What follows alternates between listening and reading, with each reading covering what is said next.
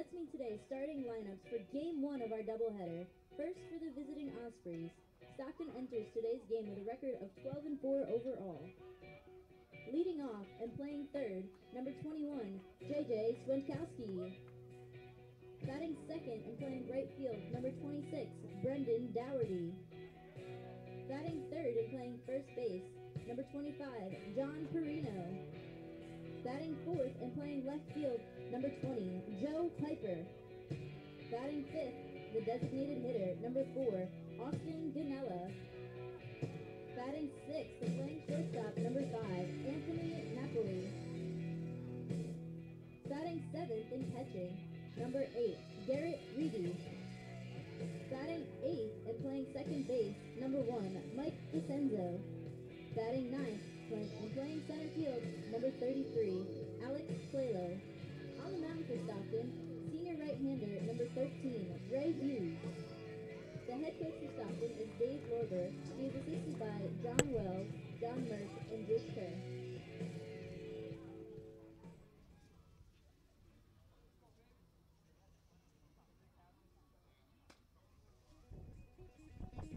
Now, let's meet today's Game 1 starting lineups for the Gothic Knights of New Jersey City University, entering today's game with a record of 8-4 overall.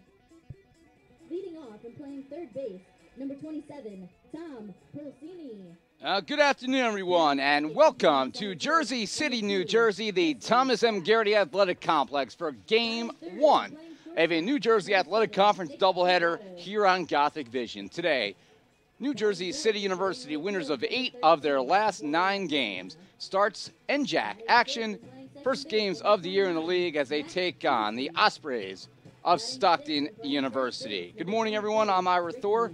Thanks for watching us here on Gothic Vision. We will have 18 innings of baseball for you today on a beautiful day in late March. Currently 58 degrees and mostly sunny skies. It's going to warm up into the mid-60s before the end of this one. And, of course, Game 2 to follow after the conclusion of Game number 1. The Gothic Knights 8-4 on the year. Stockton is 12-4, but they're going in the other direction right now as they have lost their last 4 after a 12-0 start to the season. They throw their ace here in Game 1 in Ray Hughes, a senior right-hander, 6'6", out of Forked River, New Jersey, Lacey Township High School. The Gothic Knights will counter with junior right-hander Ian Ambrose, 6'3", out of Brick, New Jersey. We will pause for the national anthem and have the full lineup for you in just a moment.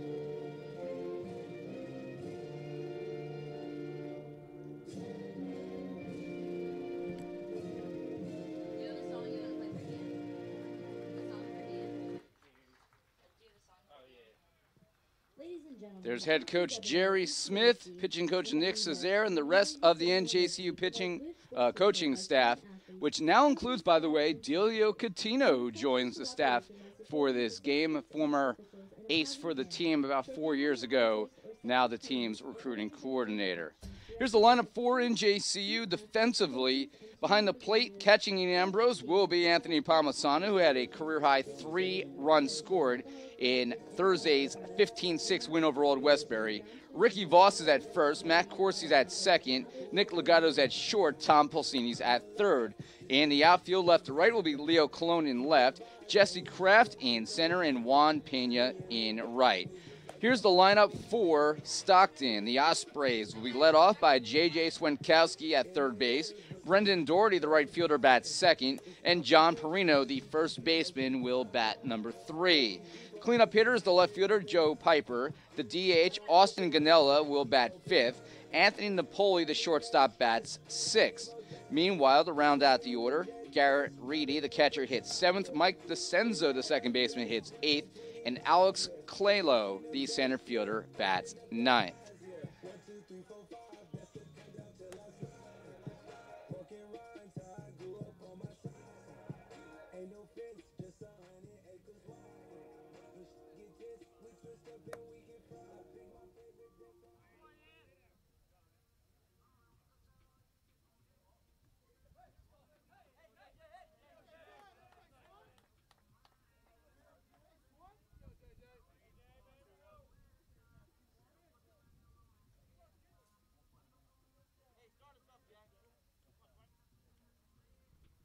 Now batting, the third baseman, number 21, J.J. Swenkowski. So, which camera angle is it on right now?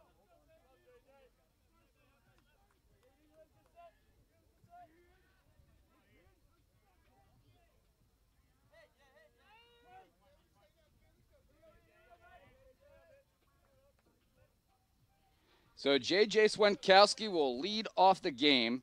Senior out of Egg Harbor Township, New Jersey, Egg Harbor Township High School. And the first pitch from Ian Ambrose is a called strike.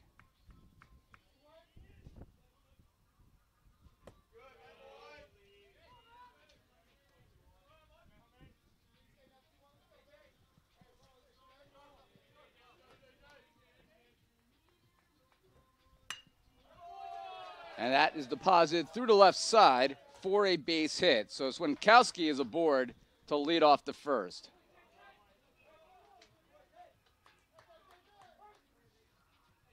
Now batting, the right fielder, number 26, Brendan Doherty.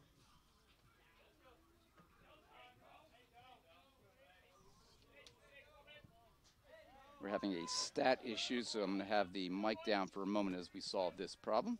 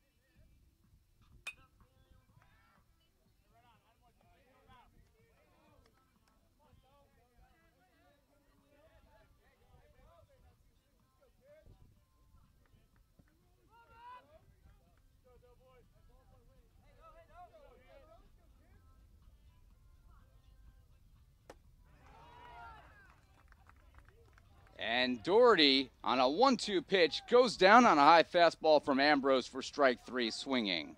Now batting, the first baseman, number 25, John Perino. So 1 out, 1 on.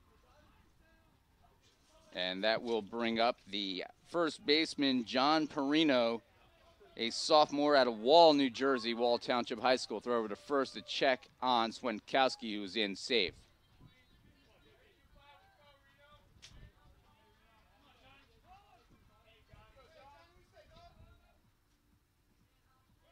There goes the runner. Ground ball. This could be 2. Taylor made a 4-4-3 double play.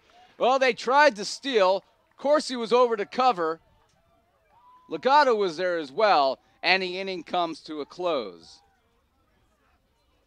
Gothic Knights, after a leadoff runner on, get a double play. And we head to the bottom of the first.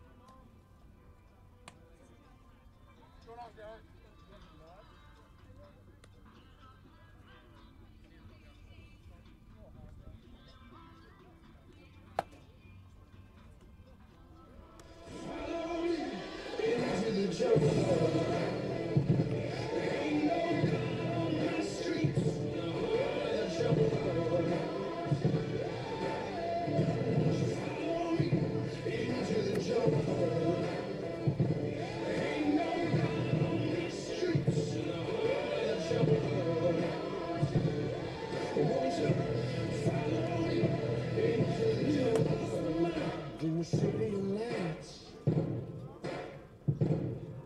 In the backstreet bells and the neon lights.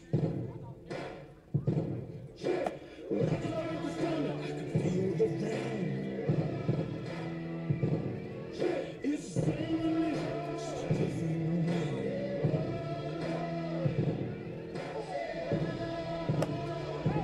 Don't you? And we're back here for the bottom of the first inning. Let's look at the lineup for the Gothic Knights. Tom Pulsini will lead off at third base. Jesse Kraft, the center fielder, bats second. Nick Legato is the shortstop, hitting third. Juan Pena, the right fielder, is the cleanup hitter. Matt Corsi is the second baseman, batting fifth. Ricky Voss, the first baseman, hits sixth. Now here's a twist for you, if you like twists, with WrestleMania coming up. Anthony Zaccaro, the winning pitcher on Thursday. He's the DH, batting seventh. We'll see how long that lasts. Leo Colon, the left fielder, hits eighth, and Anthony Palmasato, the catcher, will bat ninth. Defensively, Ray Hughes throws to Garrett Reedy. John Perino's at first, Mike DeCenzo's at second, Anthony Napoli at short, and J.J. Swenkowski's the third baseman. Joe Piper's in left field, Alex Clayco's in center, and Brendan Doherty is in right. First pitch to Tom Pulsini popped up to third base, and Swenkowski makes the put out.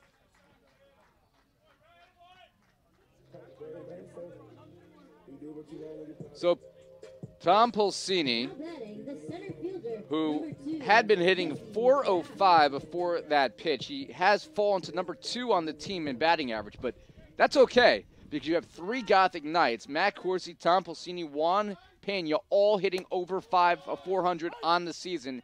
12 games in, all have played all 12 games. That is quite a feat at this point in the season.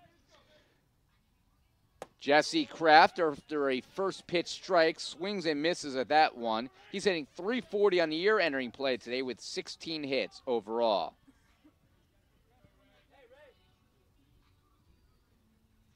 The 0-2 swung on and missed, and Kraft goes down on 3 pitches, overpowered by Hughes.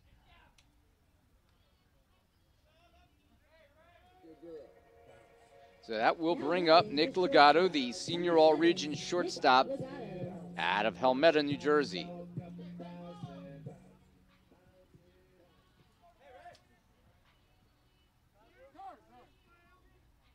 Time granted by the home plate umpire, Frank Abracato. Luis D. Luis is the field umpire here for game number 1. And Legato scorches this one down the left field line, and it's going to bounce up against the wall. Legato around first, on his way to second, where he will be with a 2-out double.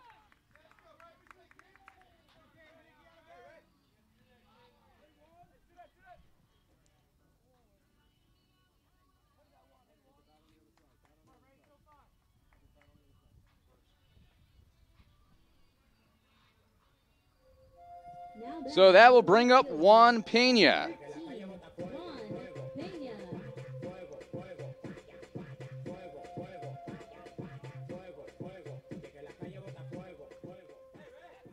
That was the third double of the year for Legato. Now Pena comes up hitting an even .400 on the year, 20 hits and 50 at-bats. He was a double shy of the cycle on Thursday. And the first pitch is a called strike. Probably the most electrifying play of the entire game was his inside the park home run. He could have come into home plate standing, dove in for bonus points, I suppose. Inside, 1-1. Hughes throws hard. He's 6'6", out of Egg Harbor Township, New Jersey. Correction, he's out of Forked River, New Jersey. Always mix those two up. Legato to lead off second with 2 outs. And Pena in the air, down the right field line, backpedaling. And a little miscommunication there between Perino and DeCenzo, but Perino's able to hold on to the ball as he gives a little look at his second baseman from sending him tumbling.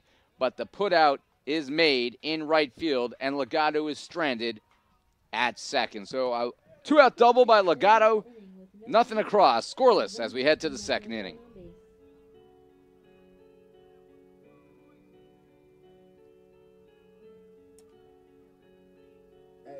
Stickity, stickity, hire some help. Get ready to stickity, move to the Ritz, turn out the. It is what it is, yeah. GLE, cause that Lambo moving fast. S class, G class, lot of class. In a rocket, and that ain't got no tags.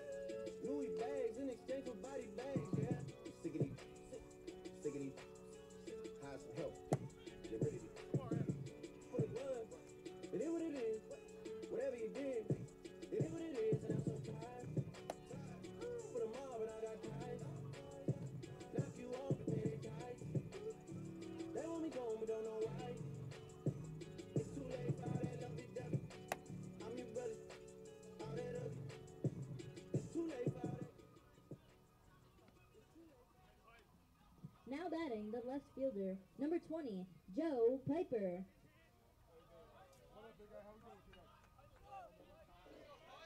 Top of the second inning here in Game 1. NJCU Stockton are scoreless. It'll be Joe Piper, Austin Ganella, and Anthony Napoli, the 4, 5, and 6 hitters, due up. And first pitch to Piper is low. Piper is senior out of Brick, New Jersey, Brick Memorial High School, clearly a former teammate of the pitcher Ian Ambrose.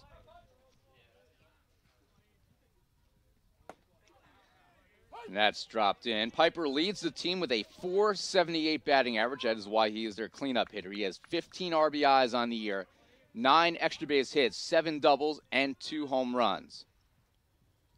And that's popped off foul. 1-2.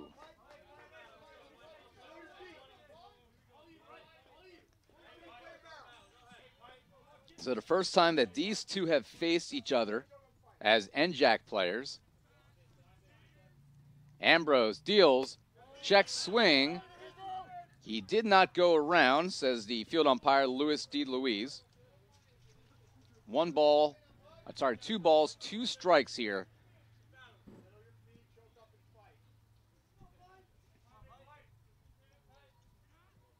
The 2-2, swung on and missed, strike 3 by Ambrose.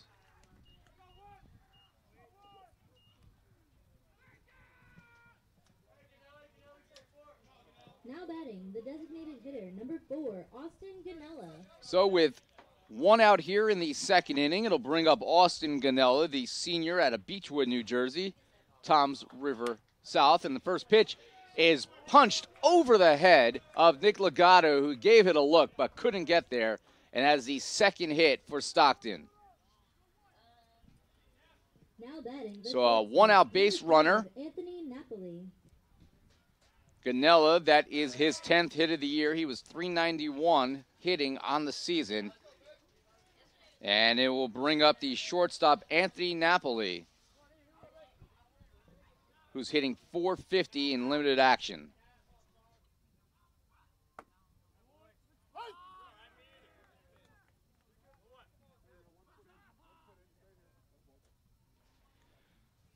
First pitch from Ambrose is a called strike.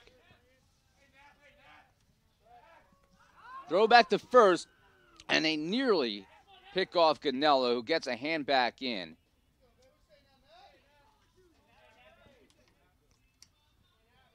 This is the first of 4 games going on at the Garrity Complex today. 2 baseball, 2 softball, 1 o'clock on the other side of the complex. It'll be NJCU's softball team straight off a no-hitter against Lehman, taking on Rutgers Camden.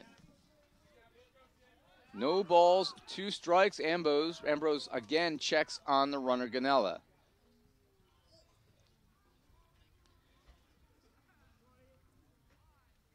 Ganella does not have a steal this year. Does not have an attempt either. There goes, well, maybe not. Pitch is off the plate. For a second, it looked like the runner was going to take off. And he just took a big lead to try to induce a throw.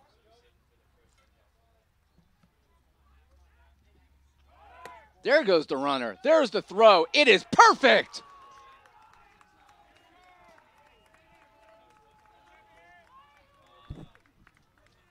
Anthony Palmisano with a cannon. Matt Corsi could sit there, get a cup of coffee, and apply the tag.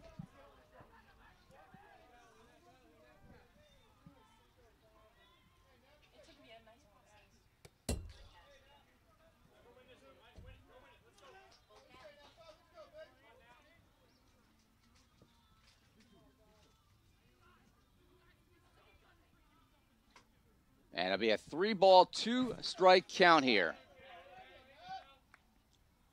Ground ball to Pulsini. On 2 hops, his throw is in time. Tom Pulsini had his difficulties on Thursday on a very cold day with the wind blowing in off the bay. He had 4 errors in the game after having just 2 all year. That is behind him, and the inning is over as a 1-out singles erase on a brilliant throw by Anthony Palmisano, and a 5-3 ground out sends us to the bottom of the second. Nothing falling in your hand. The directions to the party that's just started with that cover band. That old school radio station, let's just drive until it's faded. Girl, let's lose it tonight. 'Cause when you do that thing right there, flipping your hair, baby, I swear, I don't think you know what you're doing to me, God. My heart keeps skipping a beat. You're not close enough, so that space between you and me, let's lose it. The way your dance and swaying to the music, girl, that body and how you move it every time it cross my mind, girl, I lose it, yeah, I lose it. Yeah, I lose it. Now batting is second baseman,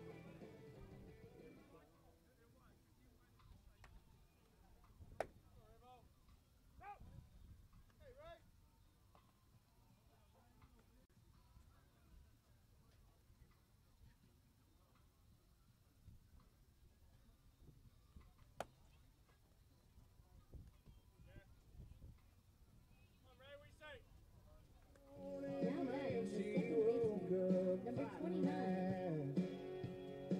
Matt Corsi.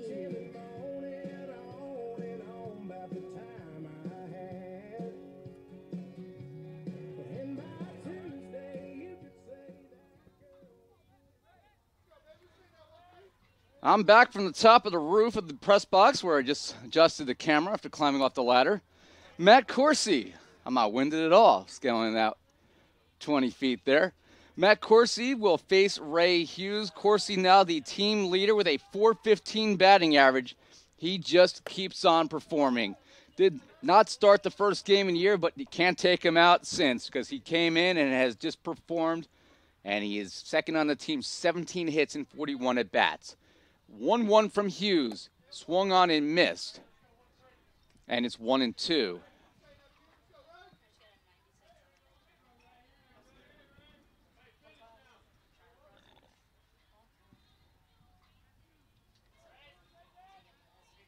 Hughes deals. Swung on and missed. And Corsi goes down on strikes. Corsi, just the 8th time he has struck out all year. And this will bring up Ricky Voss, the 2-time NJAC Player of the Week. Hit his first career home run, a 2-run shot against Old Westbury on Thursday.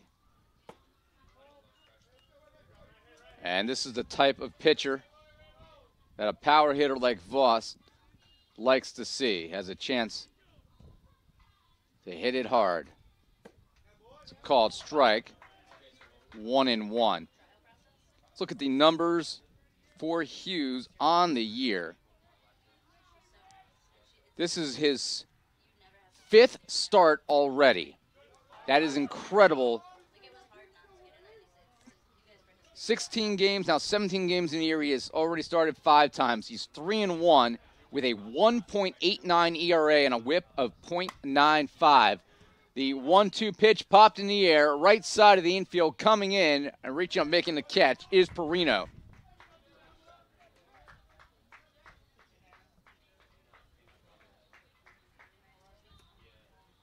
So 2 away, and that will bring up Anthony Zucchero, or will it? Oh, the trickery It won't be Anthony Zaccaro. The pinch hitter will be Dan McLaughlin. Number 10, Dan McLaughlin. So will not be Zaccaro. He will not live the pitcher's dream of DHing. Never really thought that would happen. It was more of a placeholder until the coaching staff had the opportunity to decide who they felt deserved to be the DH in this game. McLaughlin played well in a pinch hitting role. He had a double as part of a back-to-back-to-back doubles for NJCU when they scored twice in the 8th inning to add on to what was already a 13-4 lead. The 1-0, that's high, 2-0.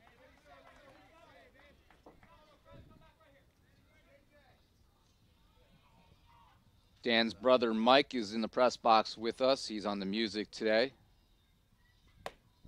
That's a called strike in the outside corner. Mike's been lost for the year with an injury, so we'll have him back fresh next year. In the meantime, he gets to hang out with us. The 2-1 fastball is a called strike. And it's 2-2 with 2 outs here in the bottom of the 2nd inning in game 1 of 2. Hughes deals, swung on and missed, strikeout by Hughes, and McLaughlin goes down as NJCU is retired 1-2-3 here in the 2nd inning. We'll be back for the 3rd inning coming up next. The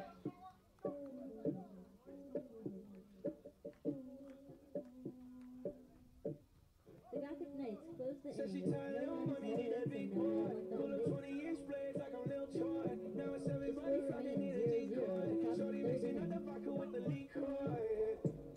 G-Wagon, G-Wagon, G-Wagon, G-Wagon, all the housewives pulling up. I got a lot of toys. 720S pumping Fall Out Boy. You was talking shit in the beginning. Back when I was feeling unforgiving. I know I pissed you off to see me winning. See the hiccup in my mouth and I be grinning. It's on me. Only deep when I roll like the army. Get my bottles, these bottles are lonely. It's a moment when I show up, God, I'm saying wow.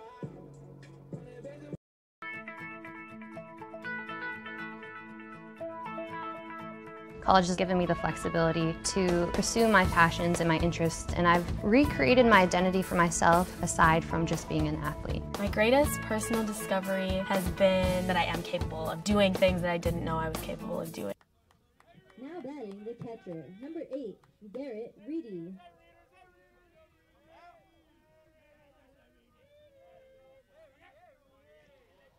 Top of the 3rd inning, it'll be Garrett Reedy, Mike DeCenzo, and Alex Clelo due up for Stockton.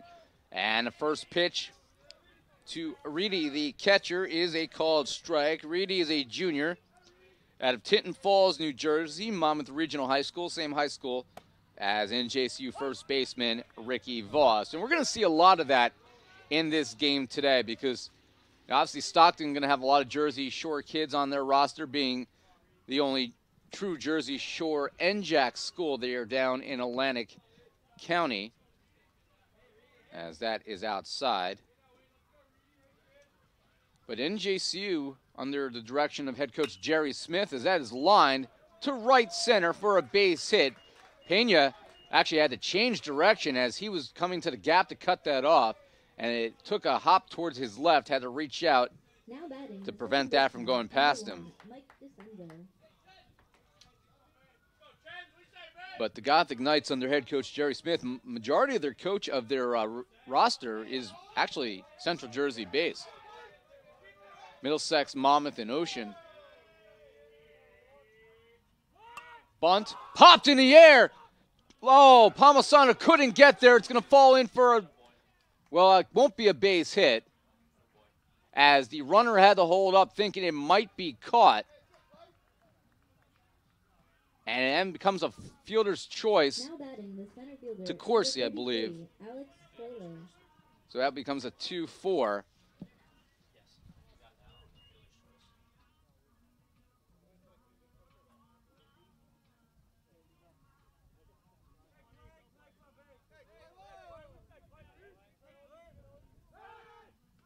All right, so DeCenzo reaches on a fielder's choice bunt. And Reedy's out 2-4 to Matt Corsi, who's been pretty busy so far today. That brings up Claylow.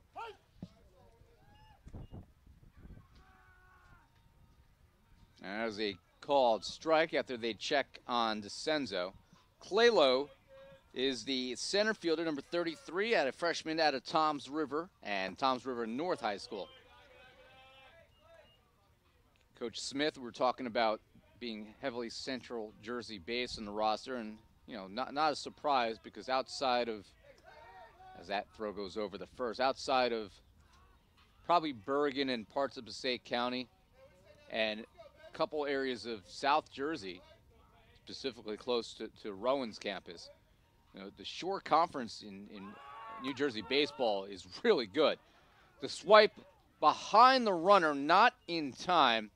Palmisano had to hesitate very, very slightly before he threw that ball, and that allowed DeCenzo to slide in under the tag from Voss. Coach Smith lives in Manalapan, New Jersey, next town over from me. I live in Howell, New Jersey, both of us in Monmouth County, and I can attest just the quality of baseball in that part of the state. I grew up in Bergen County in Fairlawn, and obviously saw a lot of great baseball in that part of the state as well. And that's been a change because years ago, this was a roster that was primarily Hudson-based, and while there is talent in Hudson County, it's not big enough as that is fouled off towards the NJCU bullpen and everybody takes cover. It's just not big enough of a county to fill an entire baseball roster from. And you have to reach around the state if you want to be competitive in probably the best conference in Division III. And get players from, you know, pretty much wherever you can find good talent. Another throwback to first. They are really, really challenging Palmisano here, but he's been, if one thing, steady behind the plate this year. And for a freshman catcher to be thrust into the starting lineup basically on day one says a lot about him. Ambrose again checks on the runner. They are making DeCenzo really be aware of what's going on base. There goes DeCenzo, popped in the air, center field. He's going to have to go back because Kraft underneath it for out number 2. So a long, dramatic at-bat that mostly saw action with throws at first base. Claylow pops out to the center fielder. And that sends us back to the top of the order to Swenkowski, the third baseman, who had a leadoff base hit in the first inning. 3 hits for Stockton, 1 for NJCU. Fastball by Ambrose is a called strike.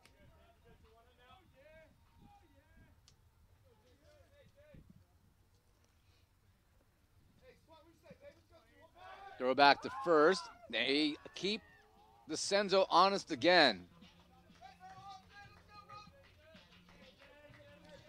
DeCenzo, 5 for 7 in stolen base attempts. Stockton runs a lot, just like NJCU. Low. As a team, Stockton has 51 steals in 60 chances. Opponents have run just 16 steals in 26 opportunities. NJCU as a team, as that's dropped in for a strike, 45 steals in 57 chances. Opponents have been far less, 8 steals in 19 chances. So both teams steal a lot. Both teams don't allow a lot of runners to advance. And, of course, in a game like this, something has to give. There goes their throw, and this time DeCenzo is able to slide in under the tag from Corsi. Good throw by Palmisano, but the throw was just a tad late. And to give full credit to DeCenzo, he had a great jump.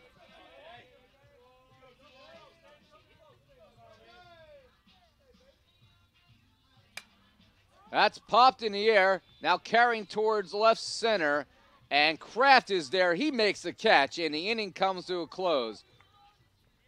So after a base hit for Stockton and a stolen base puts a runner in scoring position, 2 pop-outs after a fielder's choice ends the frame, and DeCenzo stranded at third. Bottom of the third coming up. No score, NJCU and Stockton. Game 1 here in Jersey City.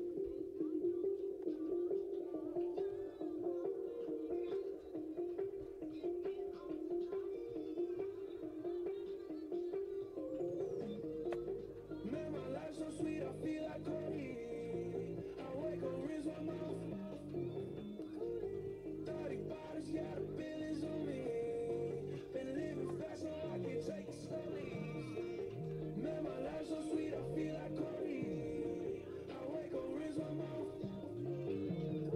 We all up better, we ain't getting no sleep. We turn the hotel lobby to a party. I'm whipping the phone, I can't whip no beat. I wrote that Saint Laurent on my beat. I like to sound like I'm Evel Knievel, but it don't mean nothing without all my people. When I step up on stage and to the sky, every little thing I do, they understand. Get up, no, she come alive. Started dancing on the table like she had a mind. And naughty, yeah, you really know me. What you take me for? No, I can't save your soul. And naughty, yeah, you really know me. Please just leave me alone.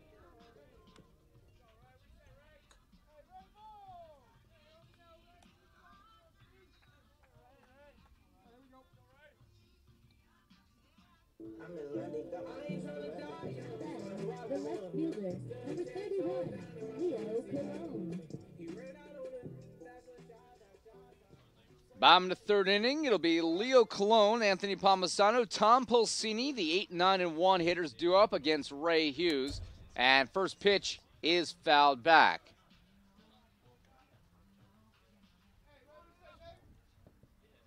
Hughes so far has allowed just 1 hit facing 7 batters. He has struck out 3 and walked none. That one is low.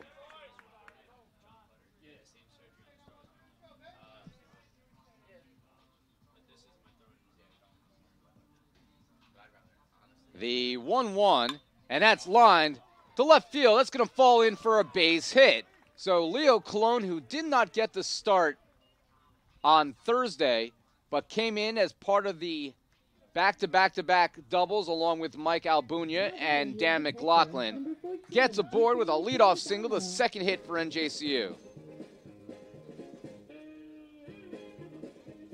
So Anthony Palmisano already has shown off his arm in this game, trying to continue a hot bat. He was 2 for 2 with a career-high 3 runs scored. May sacrifice Colon. Here comes the third baseman, Swenkowski, in. Colon's got some speed at first base where he has a lead. And when Gothic Knights trying to get a runner in scoring position, that's in the dirt. There goes Colon. And he's going to be safe as the throw got away. It was a bad throw by the catcher, Reedy. And the shortstop, Anthony Napoli, couldn't pull it in. So on the wild pitch, Colon advances. And now, no need to sacrifice. Swing away, young Palmisano.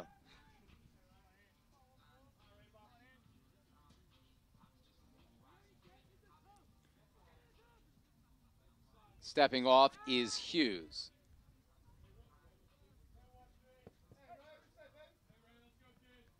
Garrett Reedy giving the signs to his pitcher. Ira Thor with you live here in Jersey City, March 30th, 2019. Game 1 of the first of 18 NJAC games as we get into the heart of the schedule now. That is low. It's 2-0. Jeanine Moseti is our director and producer with little help from Mike McLaughlin.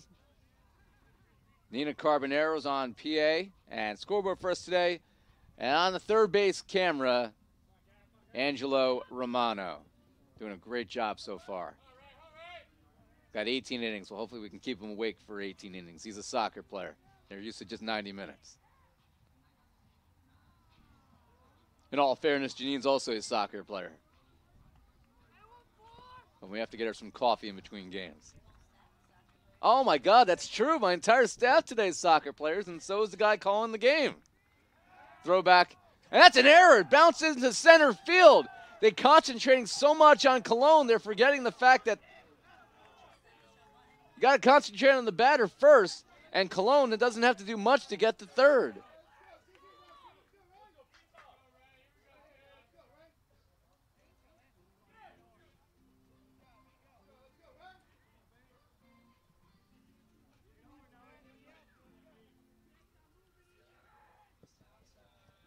So on the E1 throwing error, Cologne goes to third.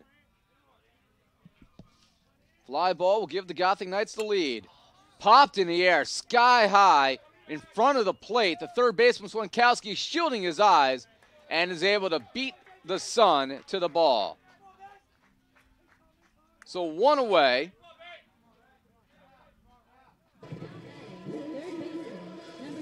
And that's to the top of the order to Tom Pulsini. Yeah, we're all soccer players in here. So I got the bad news from my Garden State Soccer League team. I play in what is the top amateur league in the state. It's the over 40 division because, you know, let's face it, I'm 42, so I can't play in the over 25 division anymore. That'd be bad news. It's called Strike to Pulsini. I've been their starting goalkeeper for on and off for about 7 years.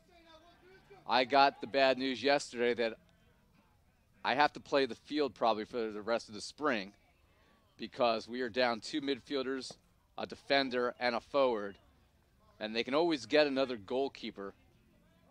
They can't get somebody who's actually still able to run and doesn't have knee problems. So congratulations to me for not having any knee problems. I am now starting at forward tomorrow morning at 8 a.m. That is a called strike, 1 and 2. Get some back problems, and we'll see how I feel tomorrow afternoon after a couple diving headers. The question is, do I remember how to stay on side? It's been a while. The 1-2, that's a called strike, 3, belt high. Pulsini disagrees, but he's down on strikes. Now batting, the shortstop. So, Number 7, Nick Legato. Correction, the center fielder, number 2, Jesse Kraft. So Nina got ahead of herself. She was looking so forward to seeing Nick Legato come back up that she forgot that Jesse Kraft, the center fielder, gets the hit. And we'll see if Kraft can get the Gothic Knights aboard here in third.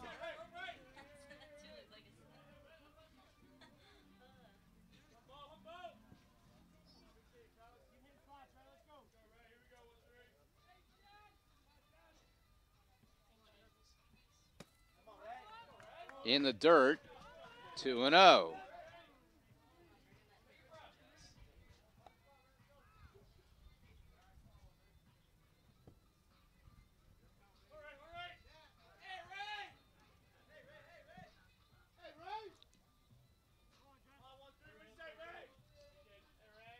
Cologne with the big lead off first, third base, I should say. That's a called strike.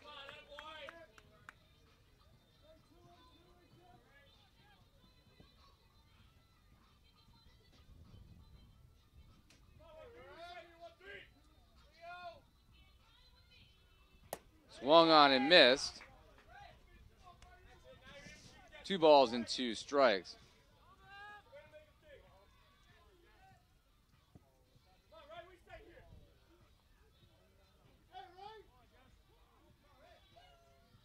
Two, and a ground ball to Swankowski. The throw to first base is in time, and the Gothic Knights strand a runner on third. So after Cologne with a leadoff single is able to get to second on a wild pitch and third on a throwing error, the Gothic Knights 3 chances to bring him in, but cannot as we head to the 4th, scoreless in Jersey City.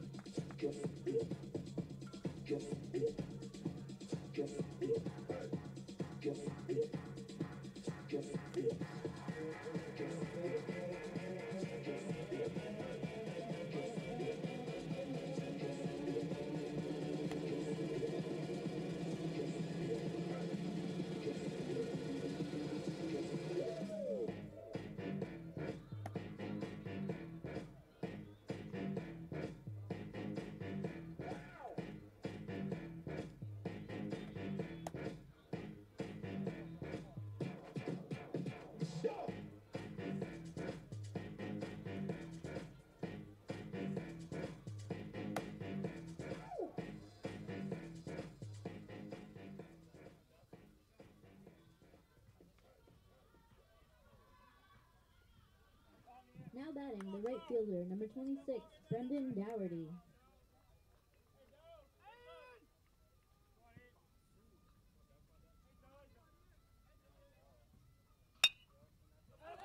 And the first pitch to Brendan Dougherty is slipped through the left side for a leadoff single here in the 4th inning.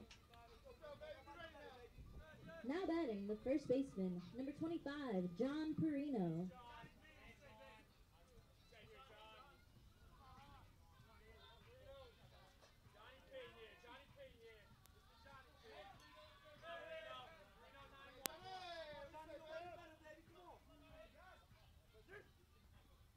So with a runner on, curveball by Ambrose is a called strike to the first baseman, Perino. Perino entering play today, hitting .348, 16 hits, 13 RBIs on the year. Dougherty is 8 for 10 in steals at first base. That's high.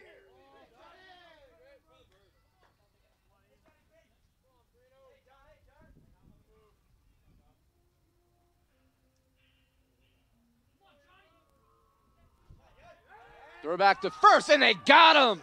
Oh, what a play there as a fool. The runner Dougherty and Ambrose and Voss pick him off 1-3.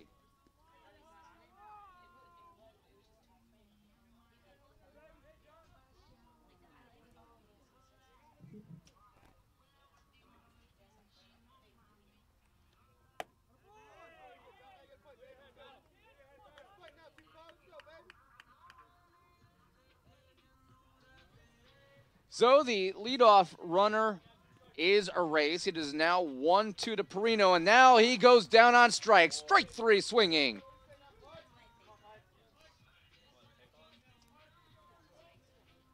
So 2 away as Perino goes down. It'll bring up Piper. Joe Piper.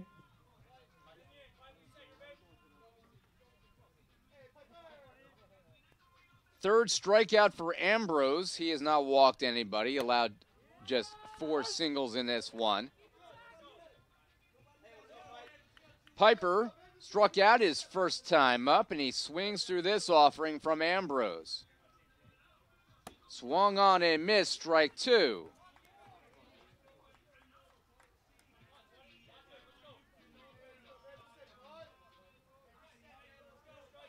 Ambrose, this is his second start of the year.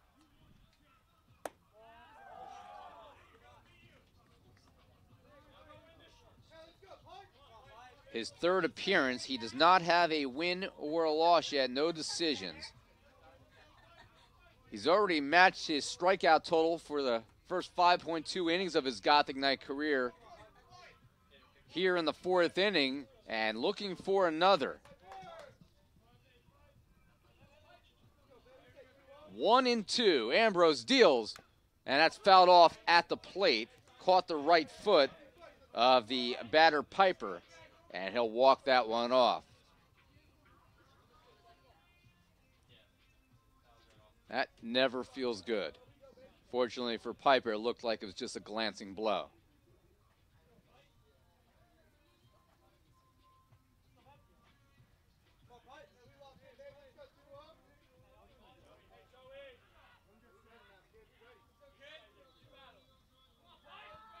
Ambrose deals, sliders wide.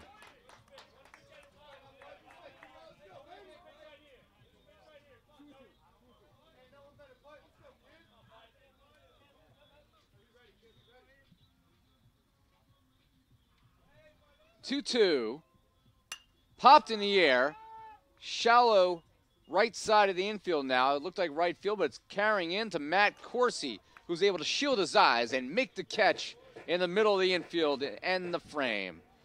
So after a leadoff single, pickoff, and good pitching by Ian Ambrose, it sends us to the bottom of the 4th. No score, game 1.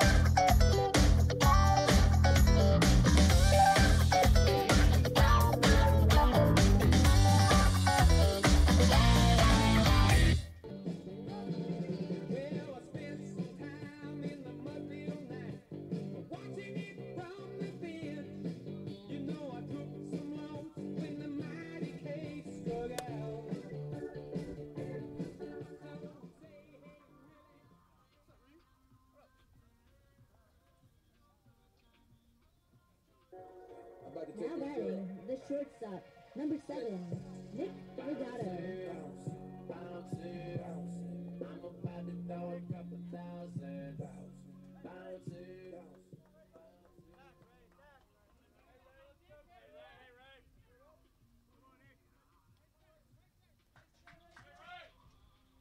Ray Hughes trying to keep a shutout going. As NJCU bats here, it'll be the heart of the order. Legato, Pena, Corsi, 3, 4, and 5 hitters in the 4th. Inside Legato, nearly nipped him. Legato had the first hit for the Gothic Knights in the 1st inning. They have 2 in this game.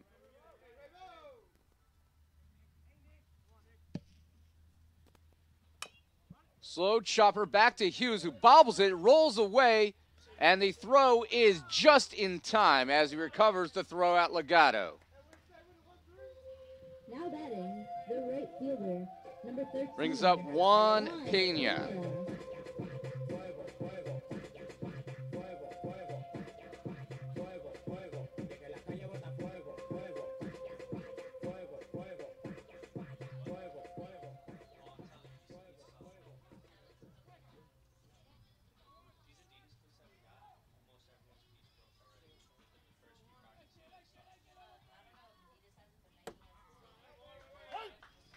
Juan Pena, again, he had 3 hits, including an inside-the-park home run and a 2-run triple against Old Westbury. Trying to get the Gothic Knights on base as a ball off the plate, 1-1.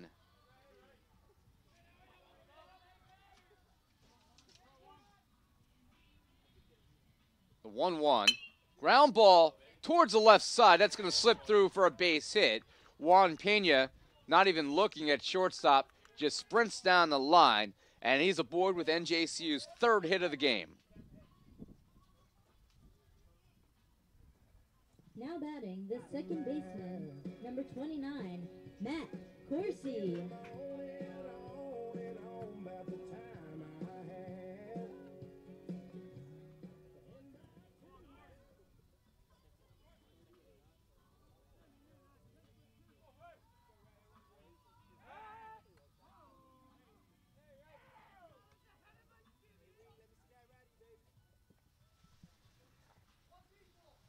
So Pena, always a threat to steal. He's got basically a permanent green light. Swung on and missed by Matt Corsi, who struck out his first time up. Pena, one of the top base stealers in the NJAC. 14 steals in 16 attempts, and he's actually one of the top stealers in the entire country in steals per game. Averaging more than a stolen base per game, which is incredible. Somewhere Ricky Henderson is nodding a dirty cap.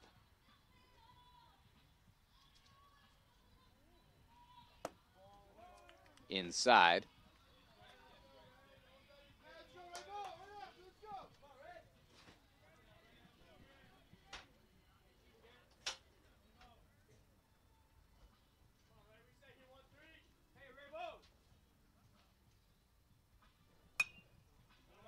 Fouled off behind us, 1-2.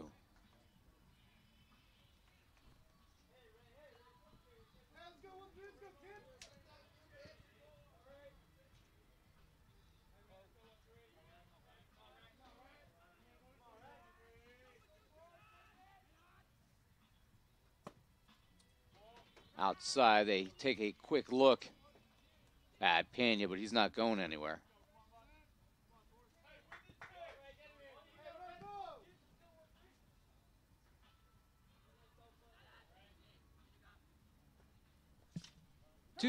Two pitch. And time is granted by home plate umpire Frank Mercado.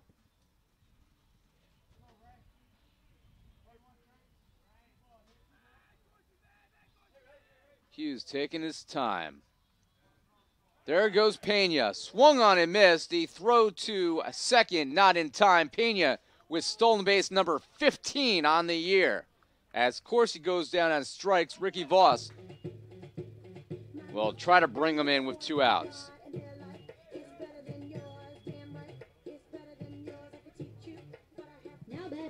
first baseman, number 23, Ricky Voss. So Voss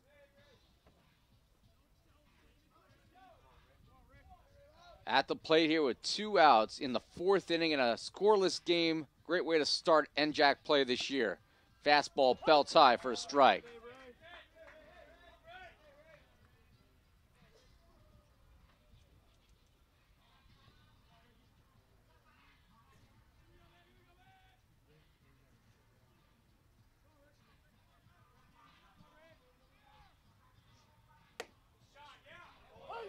Just knee-high strike. By the way, I mentioned that Pena is among the national leaders in steals per game. He's 5th in the country at 1.18 steals per game, and after a steal today, that number is going to at least stay where it is. Popped in the air, foul. Got to be able to hit for average or at least have a high on-base percentage to even have that category come into equation. Be a factor. Pena, a great hitter, finds his way on base, and then he's truly great at taking additional bases. The 0-2 pitch to Voss. Off the plate.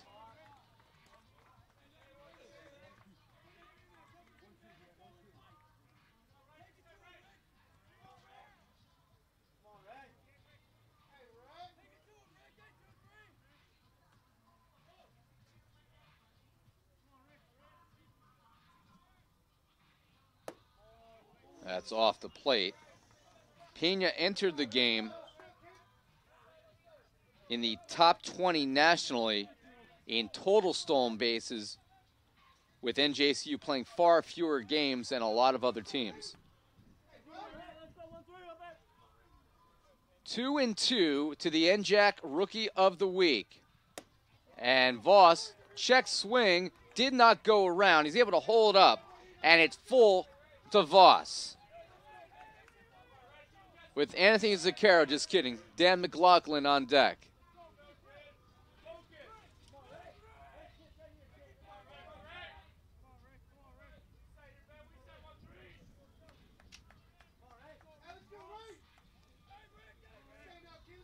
The 3-2 from Hughes. Swung on and missed as he's able to strike out Voss, and the inning comes to a close. So Pena got aboard with a 1-out single, and then a stolen base moved him to second, but he's stranded there as we head to the 5th.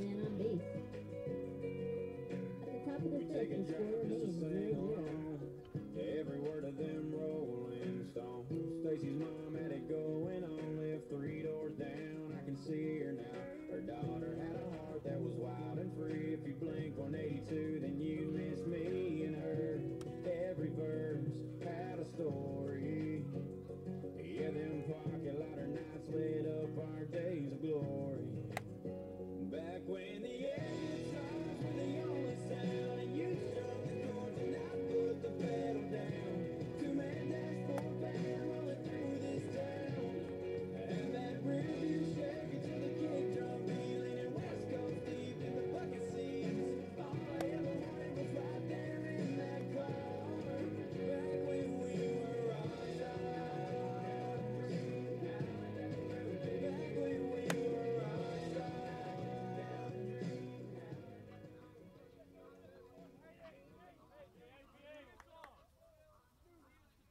Now batting, the designated hitter, number 4, Austin Ganella.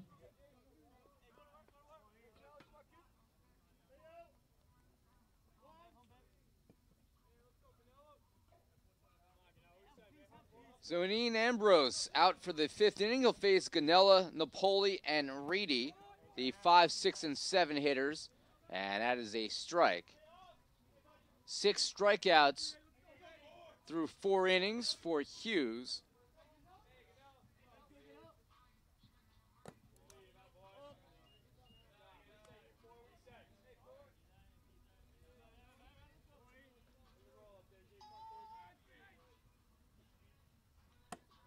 Off the plate. That's a called strike, however. Got the corner.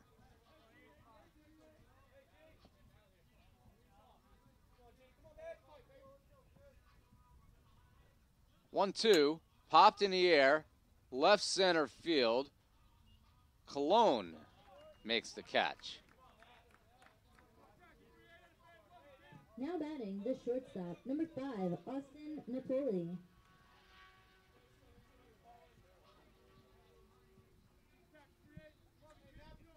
So Napoli now batting for Stockton. 0 for 1 in this game. And that's low.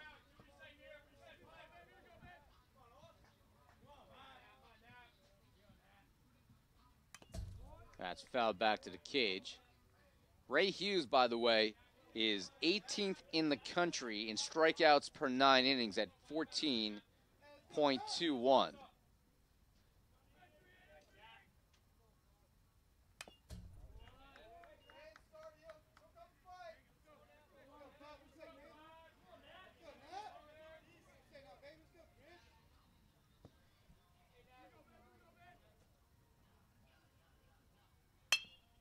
Ground ball, Pulsini on the run.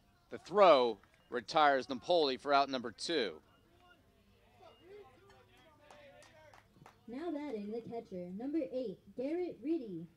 So Reedy, with 2 outs, steps up. Reedy in this contest, 1 for 1 thus far with a single.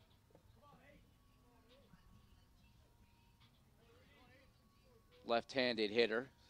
Long hair flowing out of the back of the helmet. Has a very this decade baseball look. One hop, Legato is there. Throw is wide though, and a throwing error by Legato, who had plenty of time, goes down the line, and Reedy is going to go all the way to third on the first error of the game.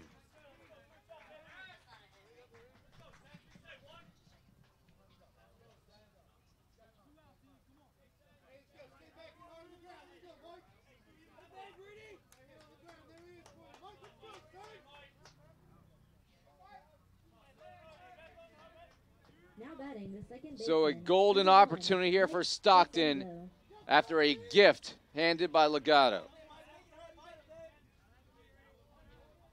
Voss laid out there, tried to pull it in, but could not. And can DeCenzo crack the code here in the 5th?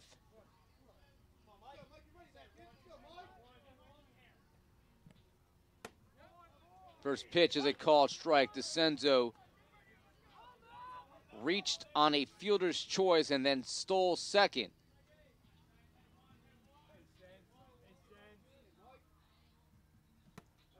Off the plate.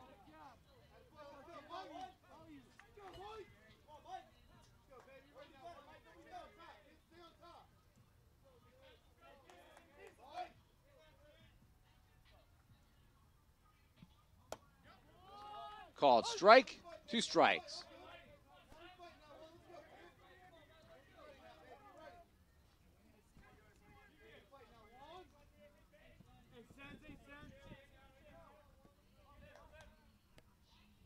In the dirt, Palmisano blocks it well.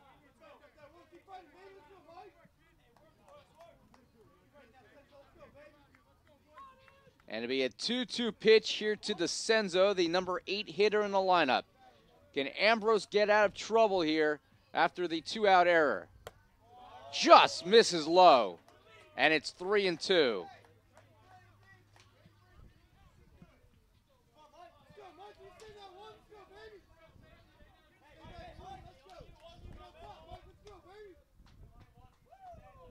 Three and 2. Ambrose deals, swung on and missed. Big time strikeout from Ian Ambrose, and the runner is stranded at third. So Ambrose with the K in a timely spot.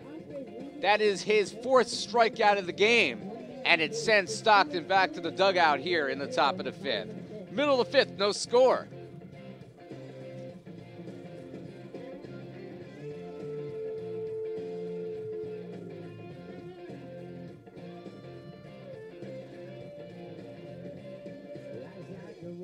travel on. There's one day here and the next day gone. Sometimes you bend, sometimes you stand, sometimes you turn your back to the wind. There's a world outside every darkened door where blues won't haunt you anymore. Where the brave are free and lovers soar. Come ride with me to the distant shore. We won't hesitate to break down a garden gate. There's not much time left today.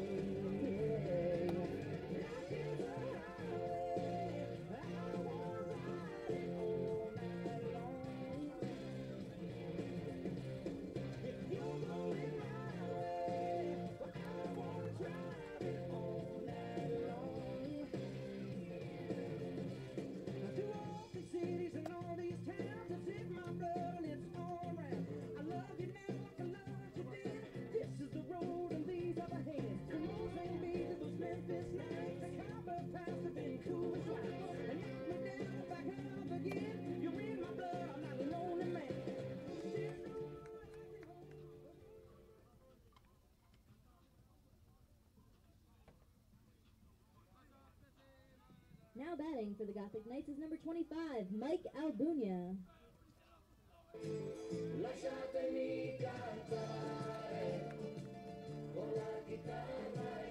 Well, it looks like it's going to be a DH by committee today because after Anthony Zucchero was penciled in as the DH, we knew that wasn't going to happen. Dan McLaughlin got one at bat. Now Mike Albunia will step in, the senior out of Jersey City's Hudson Catholic High School. Will be the DH here.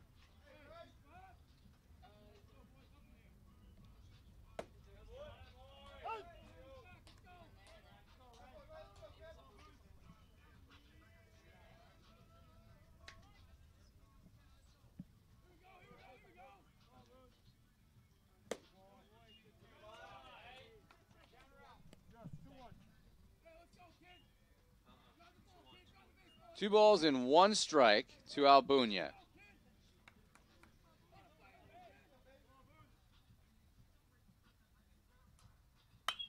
Popped in the air.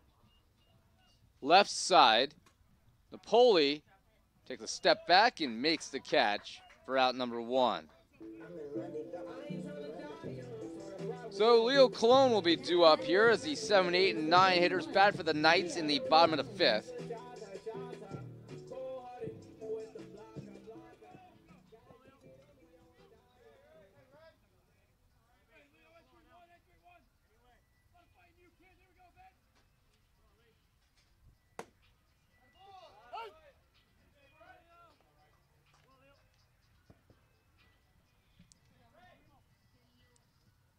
Leo Colon, the batter for the Knights, had a base hit his first time up and then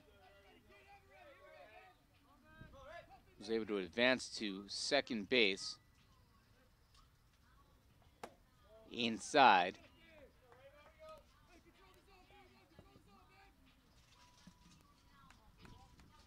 Two and one to Leo Colon.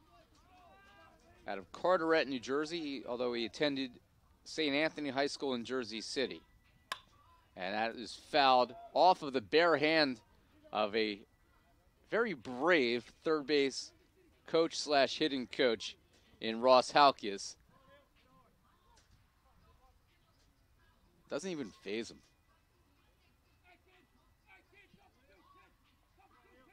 The 2-2. Low, 3-2.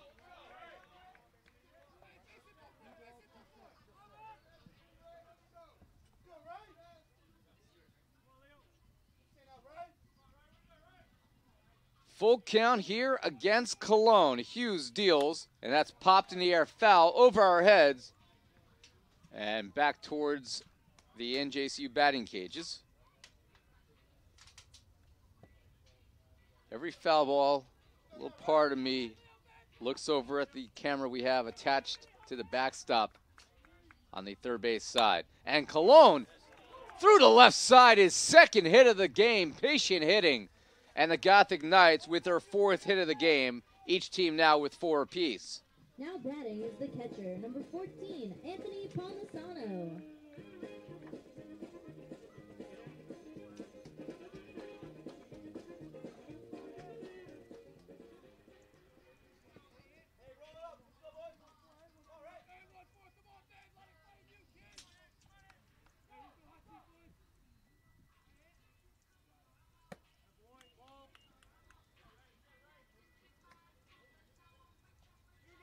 So Anthony Palmisano, who had a mile-high pop-up his first time up, looks at ball one. There, oh, Cologne with a big leap, doesn't go. Had me fooled. Deuces a ball, 2-0.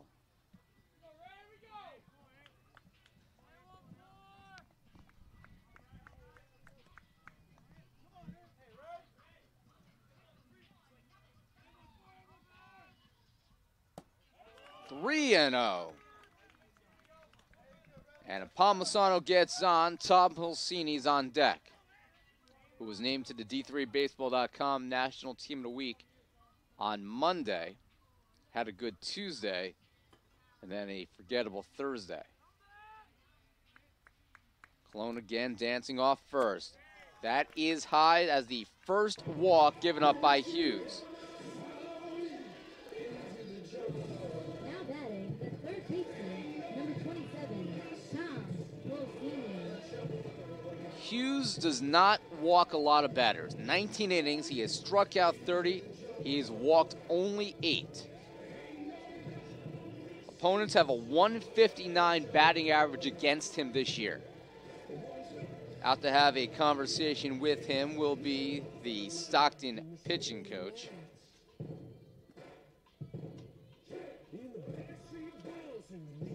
The assistant coaches on Dave Lorber's staff are John Wells, John Merck, and Jake Kerr.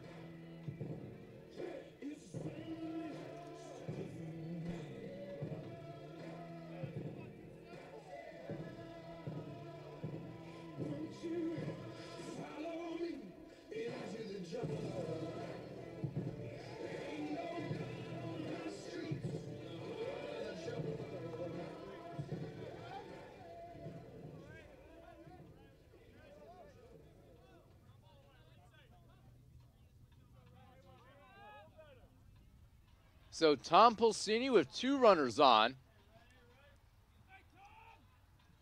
First time the Knights have had a pair on in this game, and Pulsini fouls this one off into the screen.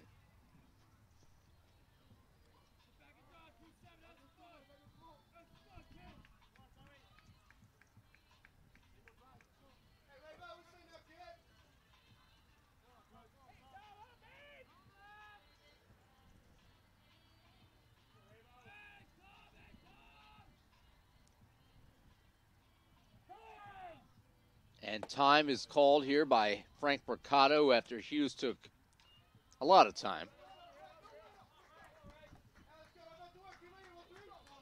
And stunning that on a day where it's over 60 degrees here in Jersey City, it's a little chilly right now with the wind off the water. Never saw that one coming. Glad I brought my jacket. There go the runners. The throw to third is in time, as the tag is applied by Swenkowski on a strong throw by Garrett Reedy. Palmisano goes to second.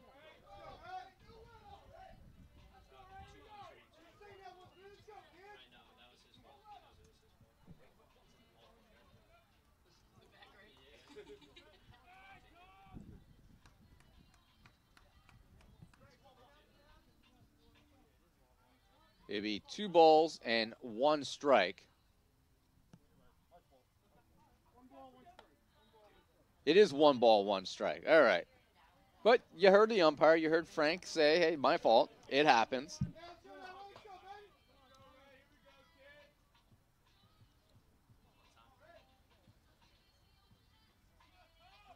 Now Palmisano at second. Still an important runner because there's no score in this one. We are in the 5th inning in a pitching gem between Ian Ambrose and Ray Hughes.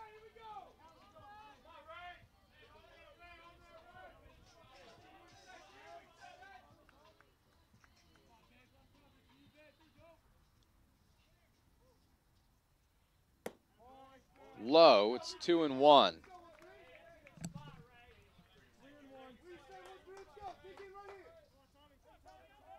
It's actually 3-1. This is the at-bat that the pitching count is in constant flux.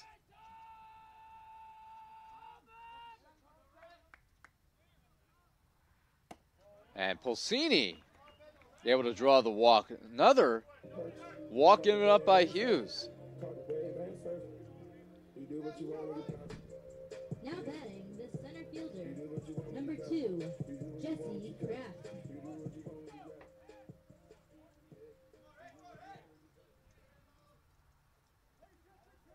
So Jesse Kraft will step up. 2 outs here in the 5th. Low. Jesse Kraft.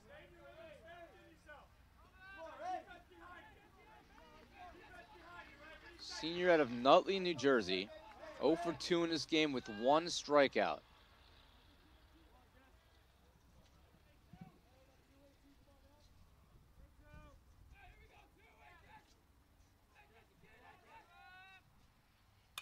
Chopped foul.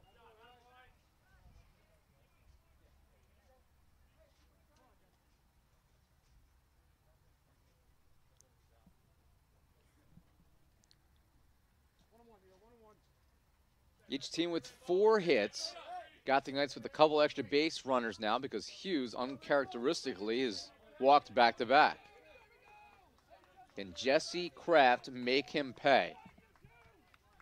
With 2 outs here to throw back to second, and Palmisano's a dead duck. Well, Hughes able to get out of a jam, a 2-4 pickoff as the second baseman, DeCenzo, tags out Palmisano. Gothic Knights threaten, but base running does him in here in the 5th. No scores. We head to inning number 6. The Gothic Knights pulled up the lead and left first base. The top of the 6th was still clean, 0-0.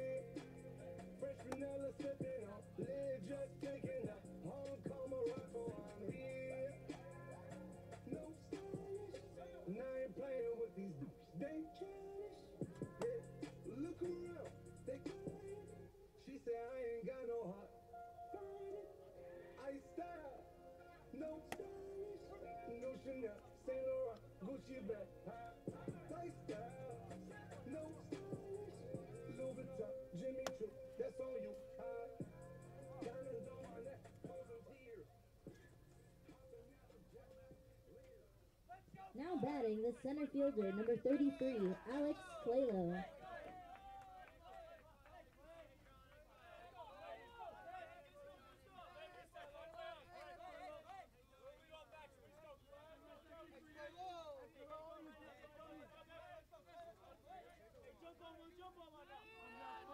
And we're back here for the 6th inning as Ambrose faces Alex Claylo, and the first pitch popped in the air to center field where Jesse Kraft is awaiting it and Now makes the batting, catch. third baseman, number 21, JJ Swenkowski.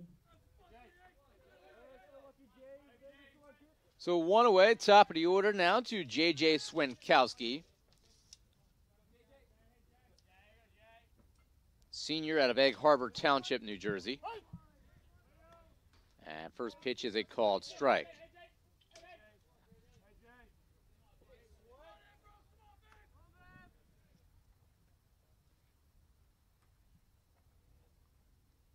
Swenkowski 1 for 2 in this game. That's inside.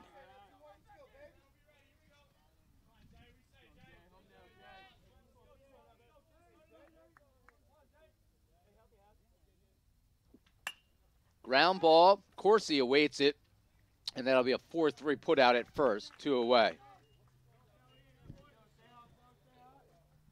Now batting, the right fielder, number 26. So 2 away brings up the right fielder, Brendan Doherty. Doherty, a rookie out of Middletown, New Jersey, Middletown North High School. And he drops down a bunt, and Pulcini's going to have to eat it. Perfectly placed, 5th hit for Stockton. Now batting the first baseman, number 25, John Perino.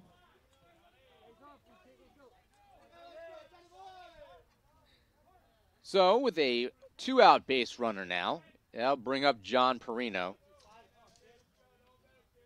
Perino, the sophomore out of Wall. Curveball drops in for a strike. Perino 0 for 2 in this game with a strikeout.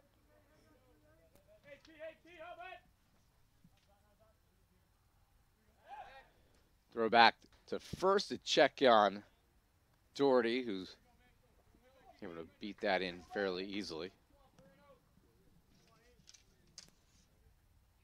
Doherty's 6'1", so he has the long arms to be able to get back. As they check on him yet again.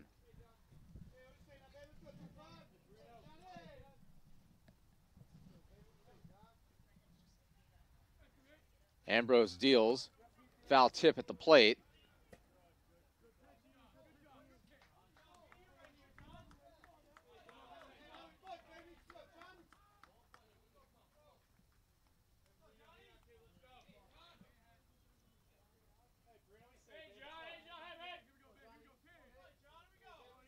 No balls, 2 strikes, 2 outs, runner at first. Ambrose deals, ground ball under his glove, but Corsi's there, flips the legato covering second for the force, and the inning comes to a close. So a 2-out single, but Stockton cannot push him any further as we head to the bottom of the 6th inning in what is a fantastic NJAC opener here in Jersey City. No score, NJCU and Stockton.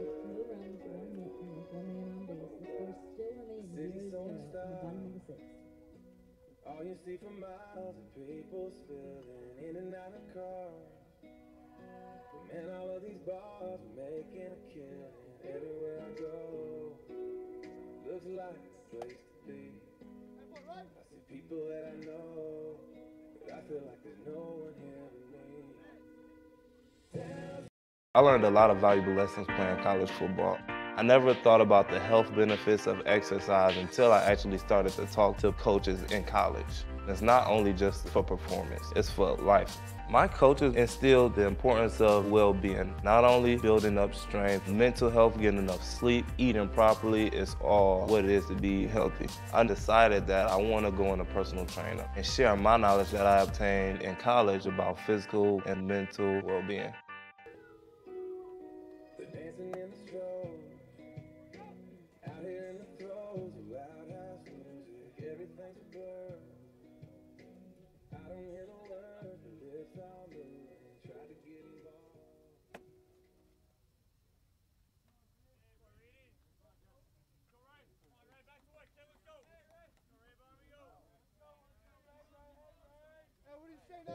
Now batting the center fielder, number 2, Jesse Kraft. You do what you want when you pop. Yeah. You do what you want when you pop. You do what you want when you pop.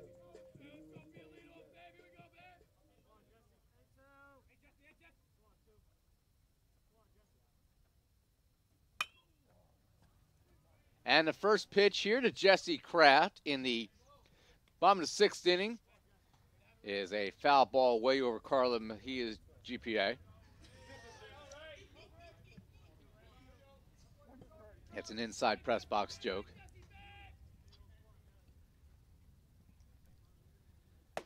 That's a called strike. Hughes has struck out 6, walked 2. He's allowed 4 hits, now thrown 77 pitches. Pretty good number of pitches. Very manageable for this part of the game.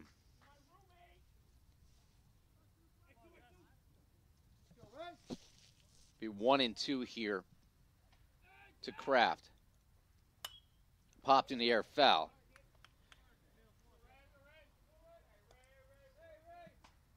Carla, don't worry over there. Whatever your GPA was at Kane, I'm sure it was probably higher than what mine was at William Patterson. I'm the dumbest smart guy of all time. Way high, and it's 2-2. Or maybe it's the other way around. Maybe I'm the smartest dumb guy.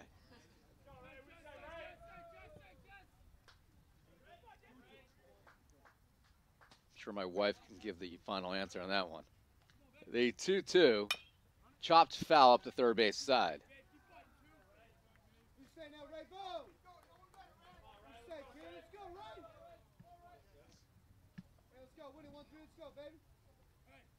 My day started with coaching 5-year-old soccer at 8:30 a.m.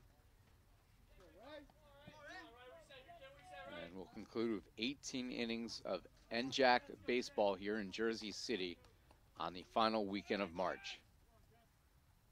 Swung on and missed as Kraft a little early on that fastball from Hughes. 7th K for Hughes, 1 away, and brings up Legato, Gothic Knights shortstop. 81 pitches so far for Hughes, as he and Ambrose are both poised to go deep in this game. Called strike by Frank Mercado.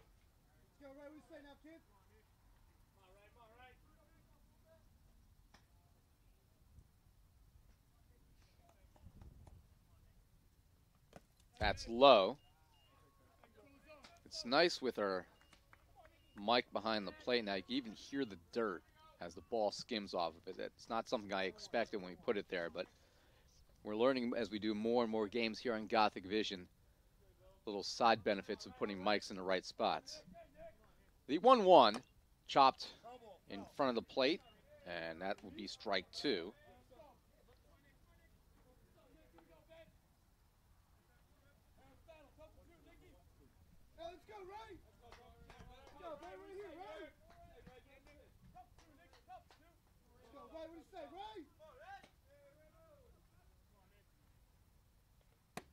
Called strike 3 looking. Second strikeout in a row for Hughes, who now has 8, and Legato down on Ks. Now batting the right fielder, number 14, Juan Pena. So with 2 outs, that brings up Juan Pena. 1 for 2 in this game with a stolen base. Juan Pena, one of the most dangerous offensive players in the NJAC.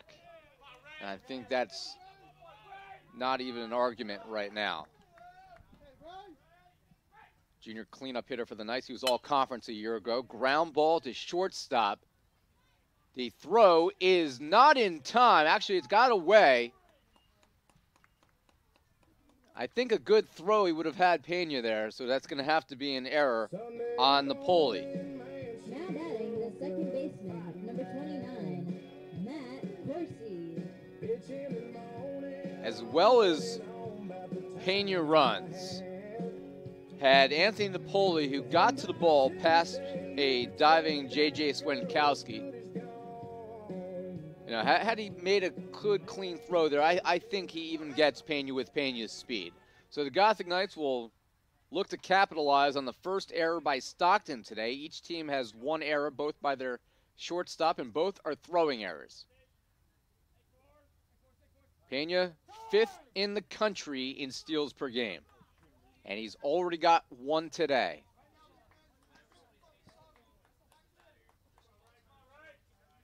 So Matt Corsi will step in. He struck out once today, as have 8 Gothic Knights in this one. That's a called strike.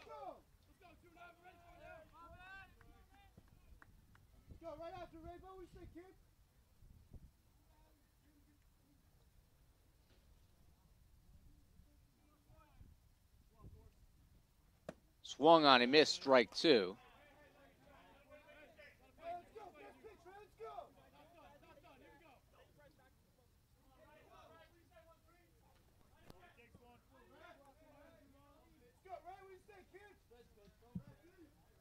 No balls, 2 strikes. Hughes deals, popped in the air, foul territory, over our heads and out of play.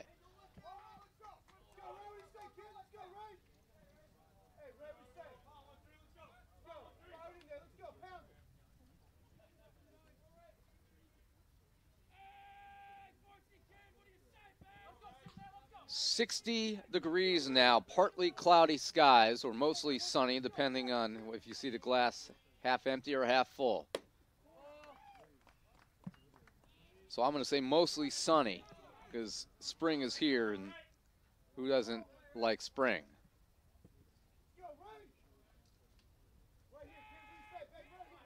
Probably only people who love winter. The 1-2. Swung on and missed. Corsi goes down on strikes.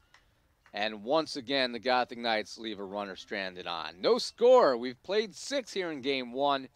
A great NJAC opener between Stockton and NJCU.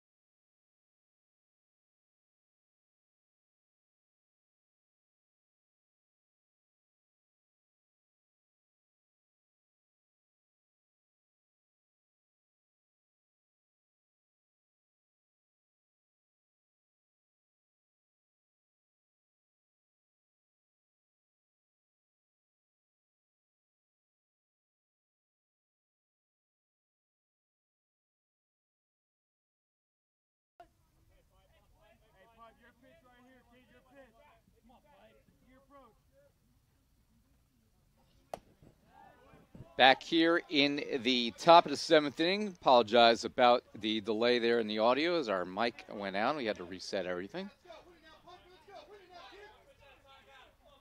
It'll be Piper, the number 4 hitter, cleanup hitter, leading off against Ambrose. 3-2 count here. Foul tip.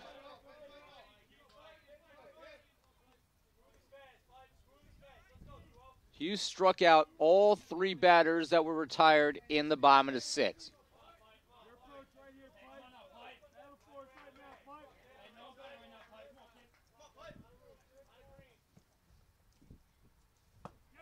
And down goes Piper with the strikeout by Ambrose. Now batting, the designated hitter, number 4, Austin Ganella.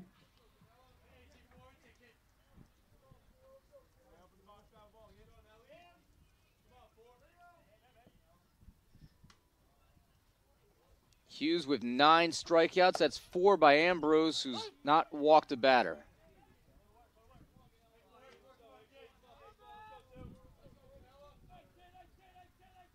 That's now 5 strikeouts by Ambrose. This one is fouled away, and he's quickly ahead of Ganella, the DH number 5 hitter.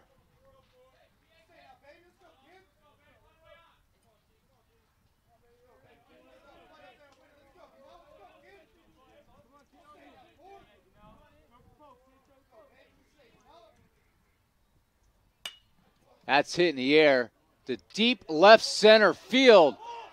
How far is that going to go? On an 0-2 pitch, the shutout is finally broken up as Austin Ganella hits a fly ball to deep left center field, and Stockton has a 1-0 lead.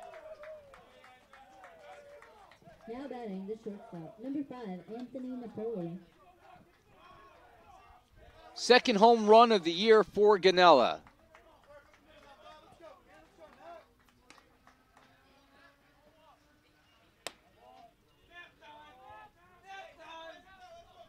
So the first mistake by Ambrose, and Stockton with a 1-0 lead.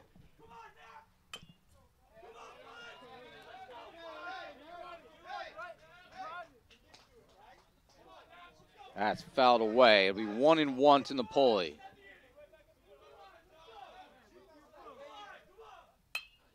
That's popped in the air down the right field line. Now foul territory. Voss on the run makes the catch.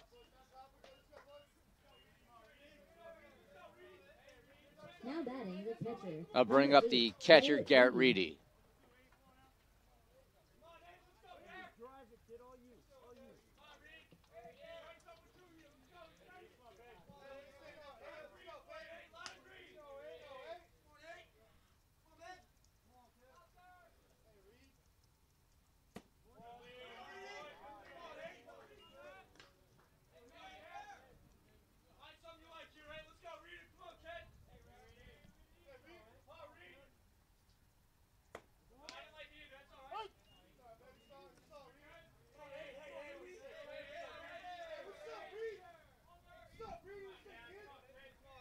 One ball, one strike. Chopper to Matt Corsi, who fields it and throws on a little high to Voss, who had to reach up and pull it down.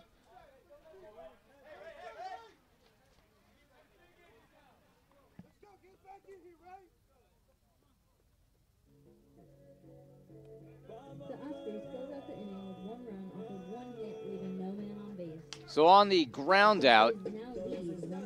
Reedy out 4-3, and the inning comes to a close. But Stockton is able to strike first as Austin Ganella hits his second home run of the year. 1-0 Stockton, 7th inning stretch here in Game 1 and Jack Opener in Jersey City.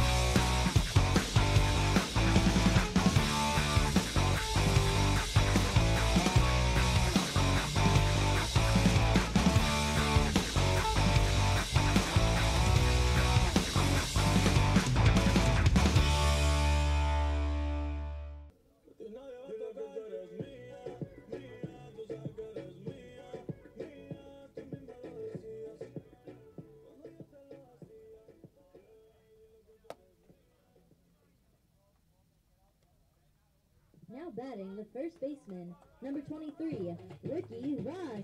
My milkshake brings all the boys to the yard, and they're like, it's better than yours. Damn right, it's better than yours. I could teach you, but I have to charge. My milkshake brings all the boys to the yard, and they're like, it's better than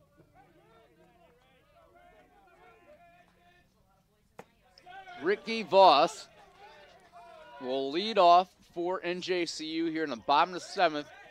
Now trailing 1-0 after the home run by Stockton in the top of the inning. And Voss on a one-hop. Tough play there, but fielded by Perino, who beats Voss to the bag for the 3 unassisted. Now batting the designated hitter, number 25, Mike Albunia. So Voss followed by Albunia, and then Cologne, the 6, 7, and 8 hitters for NJCU.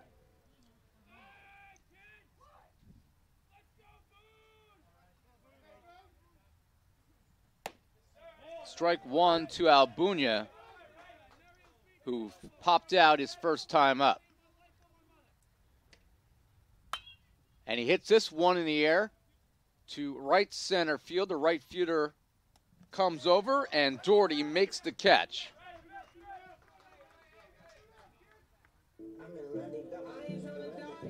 Now batting the left fielder, number 31, Leo Colon. So 2 away, and it brings up Leo Colon, who's got 2 of NJCU's 4 hits in this one.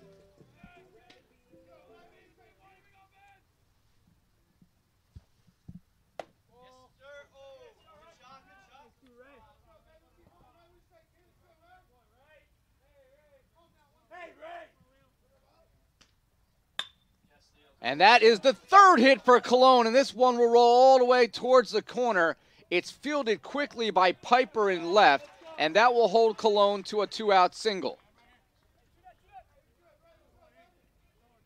Now batting the catcher, number 14, Anthony Palmisano.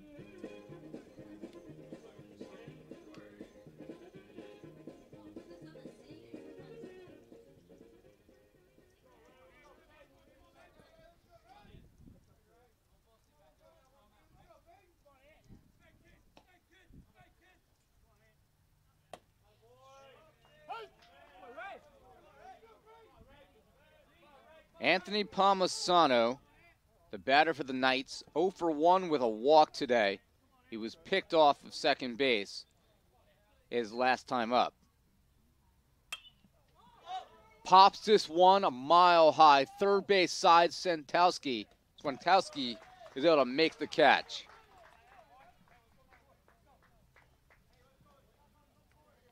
So once again, Colon gets on, but NJCU can't do anything with him as we head to the 8th inning, Stockton leading 1-0. One hit, he won 1 on base. The score remains 1-0 for Stockton. Yeah, here we go for the 100th time. Hand grenade pins in every line. Throw 'em up and let something shine. Going at 'em up in my filthy mouth. No excuse. Find a new place to hang this noose. String me up from atop these roofs. Find it tight so I won't get loose. Truth is you can stop and stare. Run myself out, no one cares. Dug the trench out, lay down there with a shovel up out of reach somewhere. Yeah, someone pour it in. Make it a dirt gas floor again. Saying prayers and stop it out when they bring that chorus in. I bleed it out, digging deeper just to throw it away. I bleed it out, digging deeper just to throw it away. I bleed it out, digging deeper just to throw it away. Just to throw it away. Just to throw it away. I bleed it out. Go, stop the show. Choppy words in a sloppy flow. Shotgun opera, lock and load. Cock it back and then watch it go. Mama help me, I've been cursed. Death is rolling in every verse. Can't be paid on his brand new hearse. Can't contain him, he knows he works. This hurts, I won't lie. Doesn't matter how hard I try. Afterwards don't mean a thing, and I know that I won't be satisfied. So why? Now batting the second baseman, number 1, Mike DeCenzo.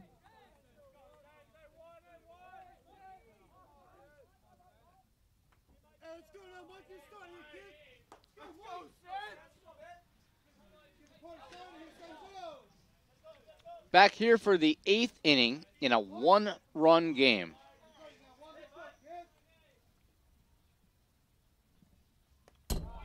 First pitch from Ambrose. First one to really get away from him today.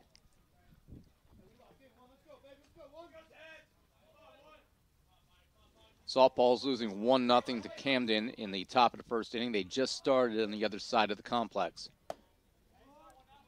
Fastball by Ambrose is a called strike. He's now thrown 87 pitches.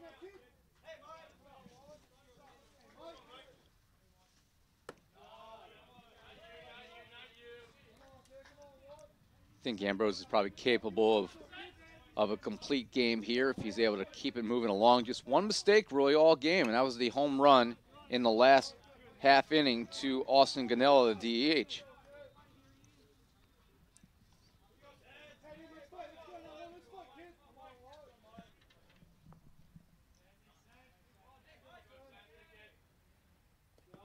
This one bounces And the count is full, 3-2. Stockton bench is getting up. Can Ambrose quiet them? That's fouled away.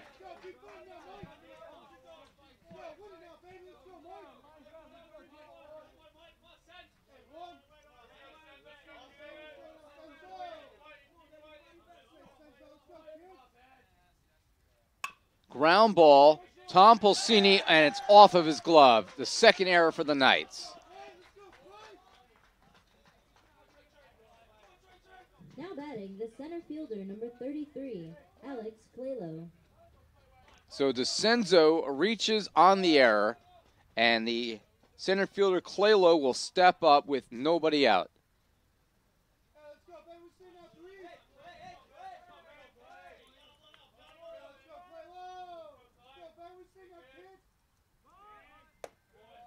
Throw back to first. Oh, that throw by Palmisano forced Voss into layout mode.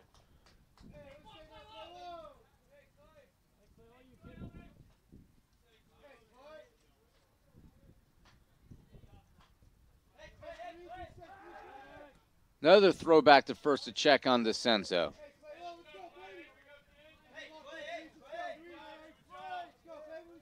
I hear the theme from The Purge in the background, which means Christina Mezzi is now batting on the other side of the complex.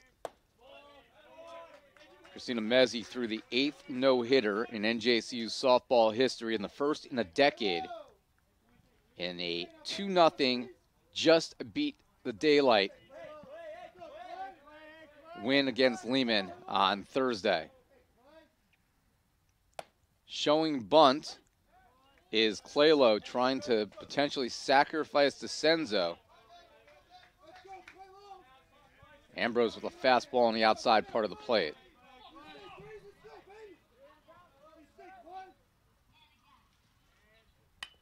Dropping down a bunt. Ambrose going to look to second.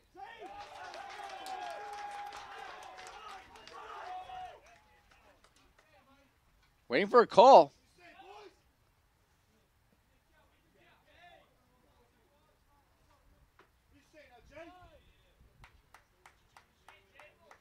And looks like it might be an error on NJCU.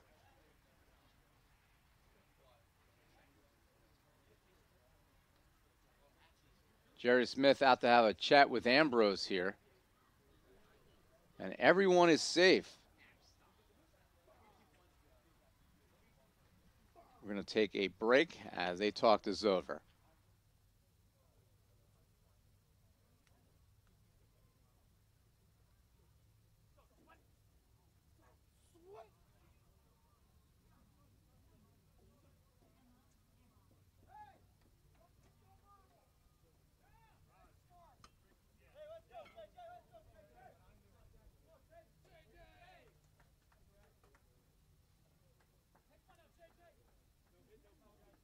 Now batting, the third baseman, number 21, J.J. Swinkowski.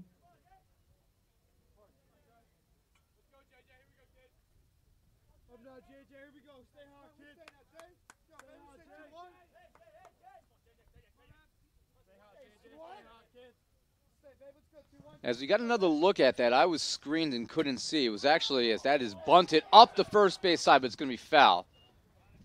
It's not Legato's fault, actually. That was actually a throwing error on Ambrose. So as the second error of the inning on NJC, their third of the game. And that's going to bring up the top of the order to J.J. Swinkowski, who has a golden opportunity to give Ray Hughes some insurance.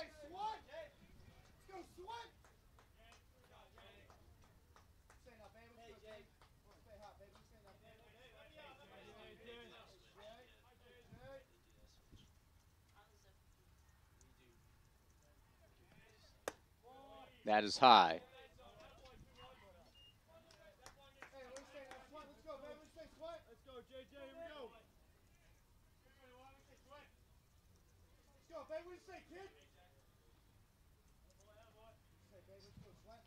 Good throw by Ambrose. They would have potentially had a double play.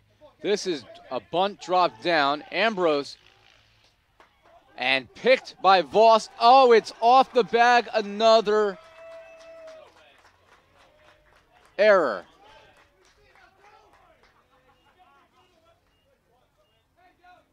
And the umpires are going to talk this one over.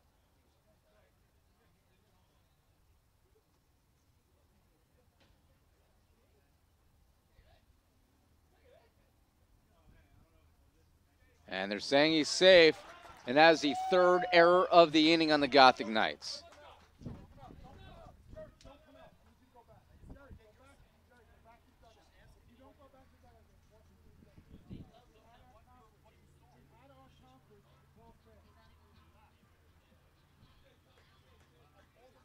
Now batting, the right fielder, number 26, Brendan Doherty.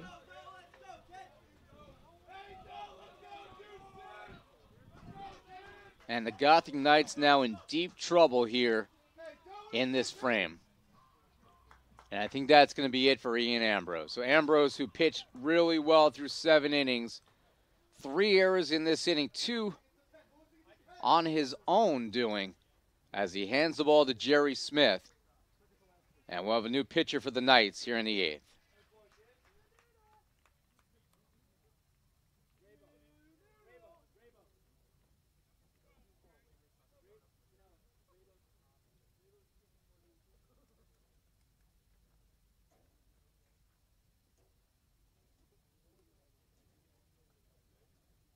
Now pitching for the Gothic Knights is number 12, Kyle McCabe.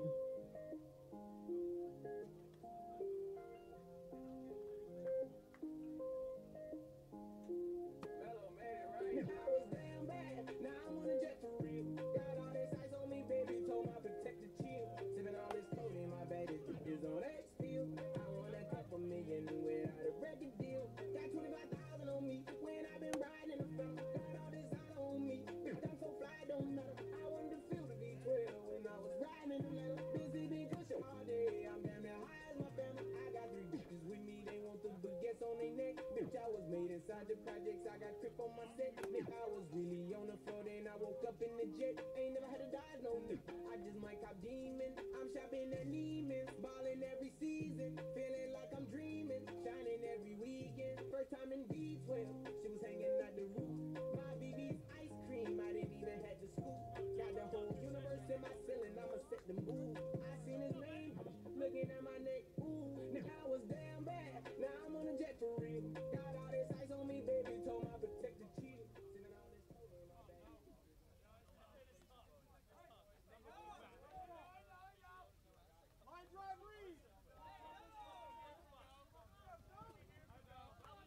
So with the bases loaded, all reaching via error, and nobody out, Brendan Doherty, the right fielder, comes up, and he will face Kyle McCabe. Another pitcher out of Brick, New Jersey. Kyle McCabe, 5'9", 200-pound left-hander from Brick Memorial High School. And the first pitch to Doherty is a ball. He comes in with a tall task.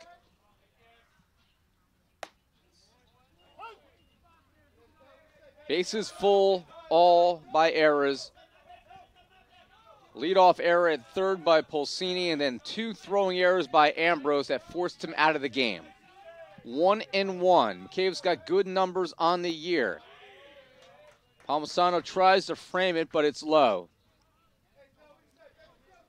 McCabe on the season, perfect ERA in 6 appearances. He's thrown 5.2 innings, given up 1 unearned run and 5 hits, a .227 opposing batting average.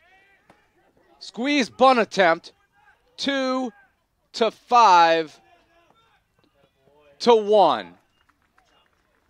And caught stealing is the lead runner.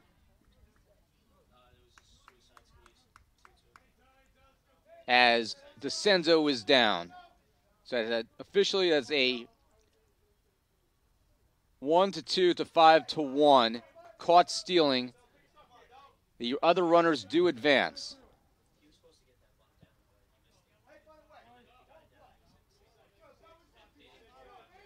So a missed suicide squeeze there by Doherty, who couldn't get the bunt down. And then he swings through this one. And McCabe with a big K. Now batting, the first baseman, number 25, John Perino.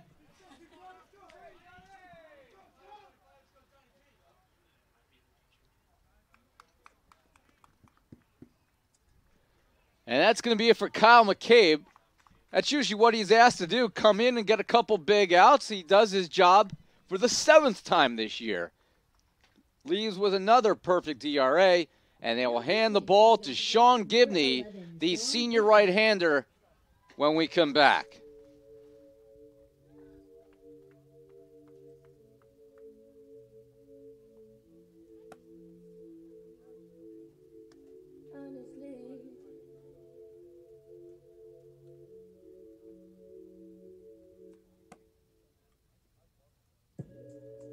Honestly, I'm trying to stay focused.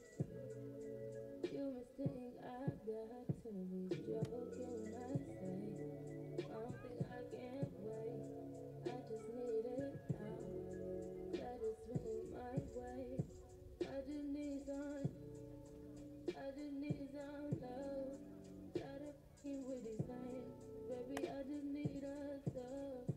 Won't you be my love, ayy? You could be the one, ayy. You start with a handshake, baby. I'ma need more than a hug. Girls can't never say they want it. Girls can't never say how. Girls can't never say they need it. Girls can't never say nah. Girls can't never say they want it. Girls can't never say how. Girls can't never say they need it. Girls can't never say nah. Oh nah, baby, give it to me like you need it, baby. Want you to hear me screaming every breathing. I don't need a reason, baby. I want it till you can't buy. I can get it to you right, baby. I wanna be here, right? I can be real.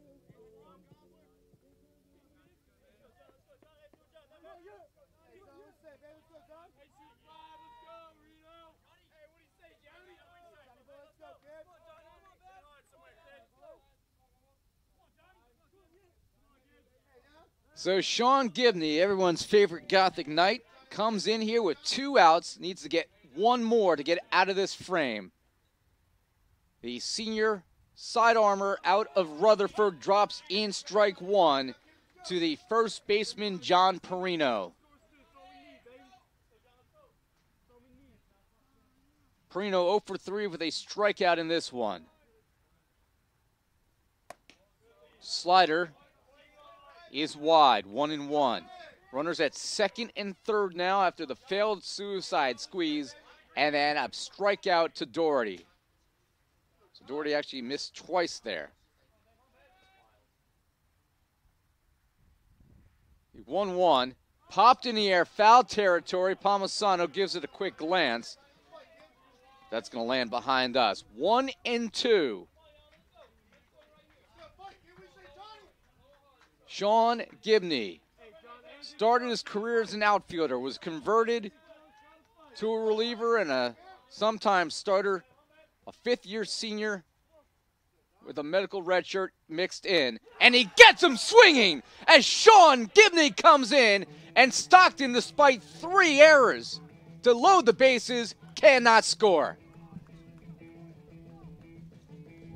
What a big-time pitch on the off-speeder by Gibney, and Perino down on strikes. Swenkowski and Clelo are stranded at second and third, and the Gothic Knights still have a chance as we head to the bottom of the 8th. We'll have a new pitcher for Stockton when we come back. It'll be Tyler Apt. Gothic Knights looking to come back. Now pitching for Stockton is number 17, Tyler Apt.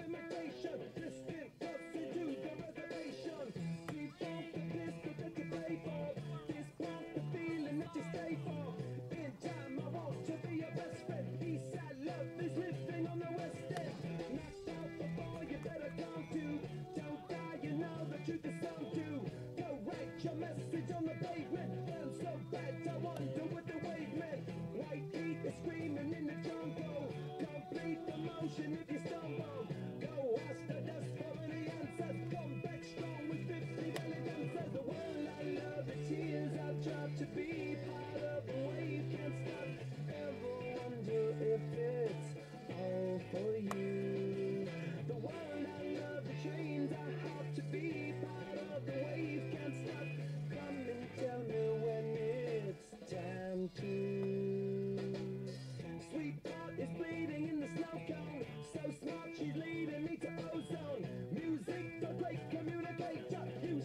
tricks to make it in the nature. I'll fit you into penetration. The gender of a generation.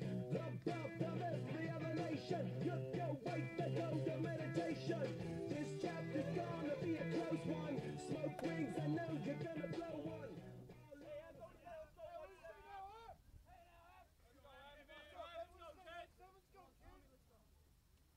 Now batting, the third baseman, number 27, Tom Pulsini.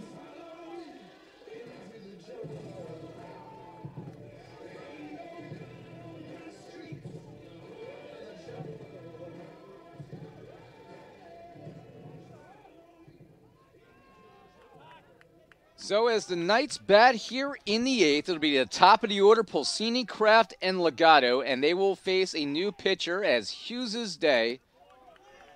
A good day, probably a great day, if you look at the entire package, has come to a close. We'll tell you about that in a second. Apt, however, a 5'11", junior right-hander out of Williamstown, New Jersey. Williamstown High School, same high school as NJCU men's basketball two-time All-American, Sam Toney. 2-ball count here. We'll give you Apt's numbers on the years in just a moment. That is ball 3.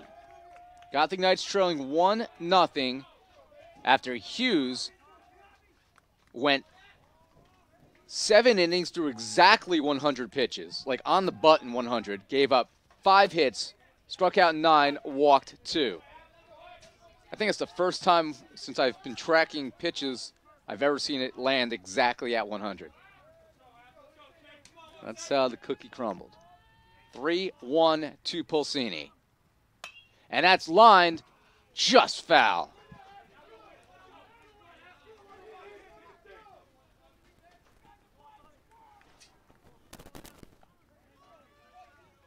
Apt on the year, this is his 8th appearance, all in relief.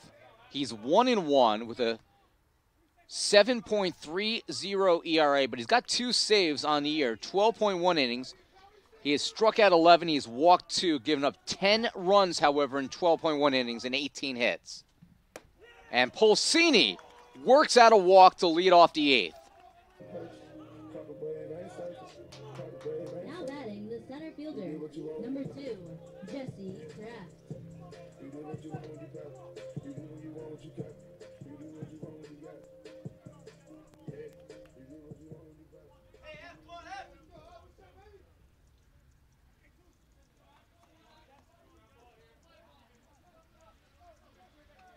So Jesse Kraft steps in.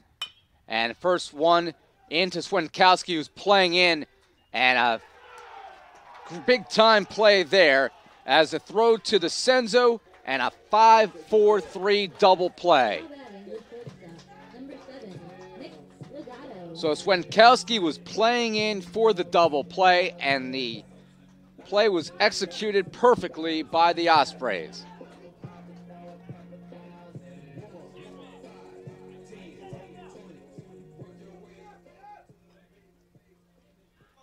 So Pulsini retired, and with 2 outs now, brings up Nick Legato. Legato swings and misses at the first pitch.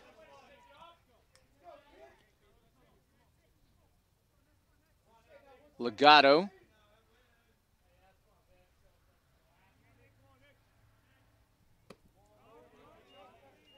Senior out of Helmetta, New Jersey. 1 for 3 in this game. He has struck out once. It'll be a 1-ball, 1-strike count to him.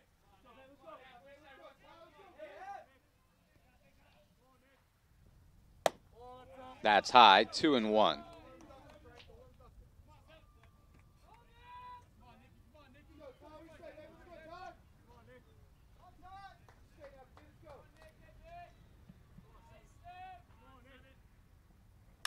Legato fouls this one off at the plate, and it's 2-2, 2 outs. In softball, top of the 2nd inning, it's 2-0, Rutgers Camden leading, facing Amber Hunter.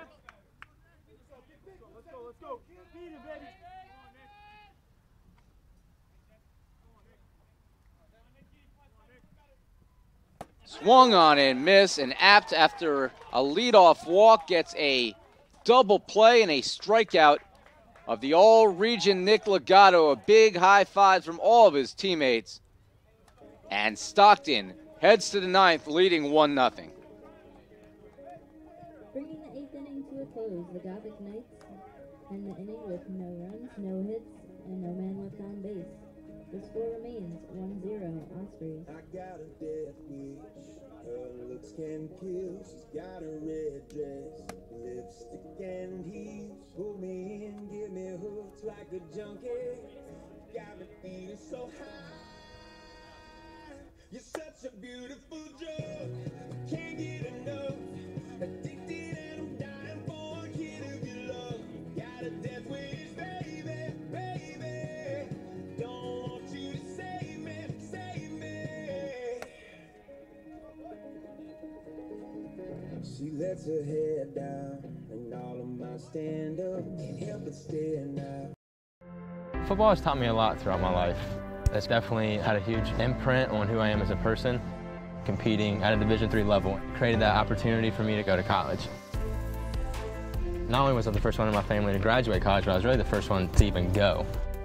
Being the first one, I'm breaking that cycle, and now that I've graduated, I'm not sure what's the next step, but I know I have a lot of doors open.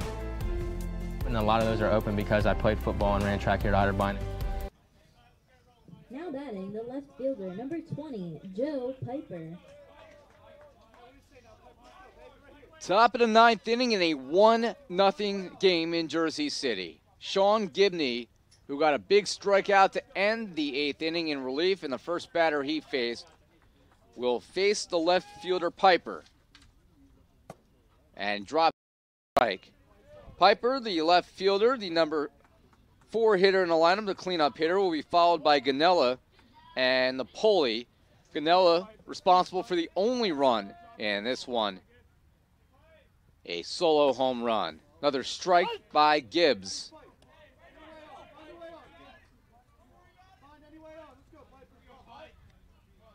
Gibney, the king of the Green Army.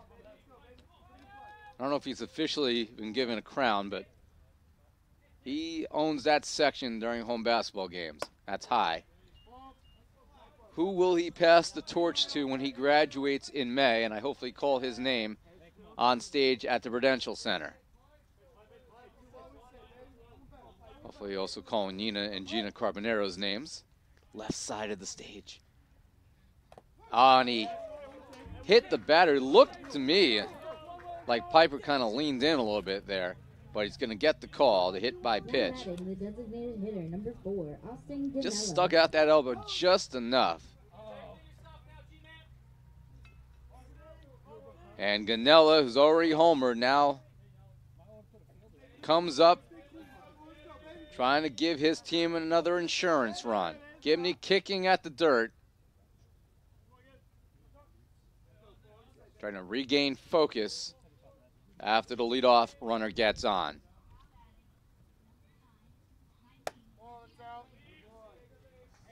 Off the plate, 1-0. Can't see who's warming up in the bullpen.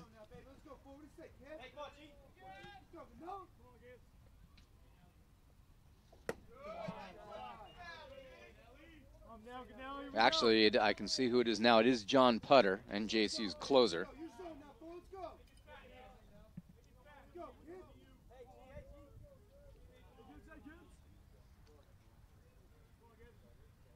Two balls, no strikes. To Sean Gibney trying to keep this game a 1-0 deficit.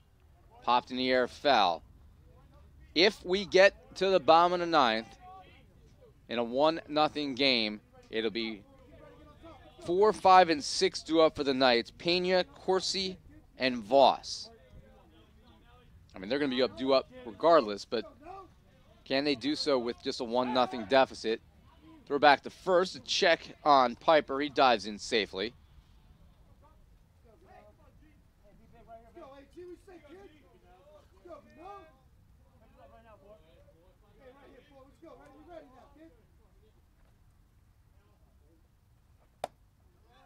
Great spot there by Gibbs. It's 2-2.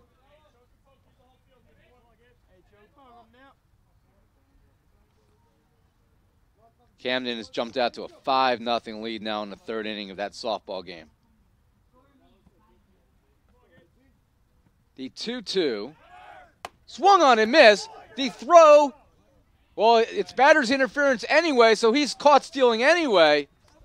And the two are out on the play. I think he would have been thrown out anyway, so we're going to give credit. The tag was applied by, I believe, is that Corsi again? Or is that Legato? All right, so it's going to go to Legato. So it's going to be a strike him out, throw him out, double play. And it was batter's interference. So, let's see how we're going to record this one in the stats. First time I've done a batter's interference on a strikeout in a long time. And the first pitch is fouled away.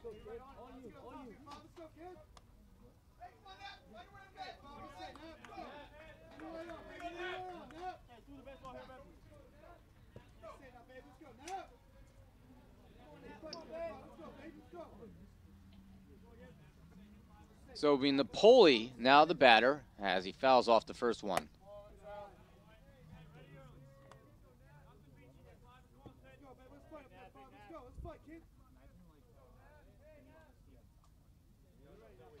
So a strike him out, throw him out, double play. And now a ball to Napoli, the number 6 hitter.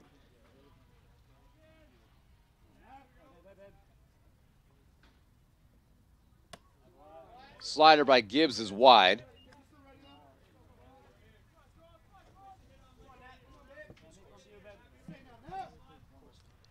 We've checked it. It was actually Corsi who applied the tag. They were both there hovering over the bag.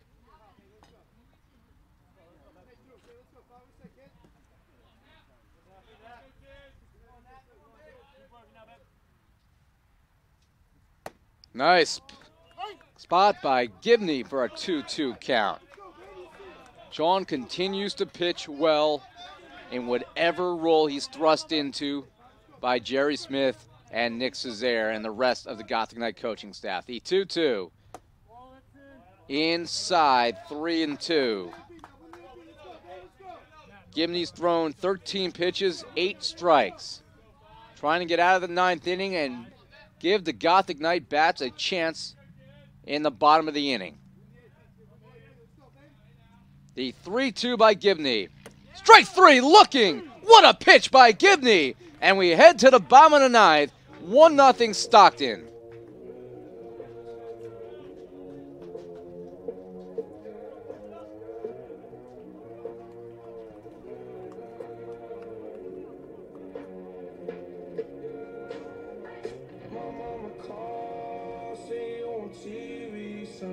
Don't change ever since we was on a dream it all.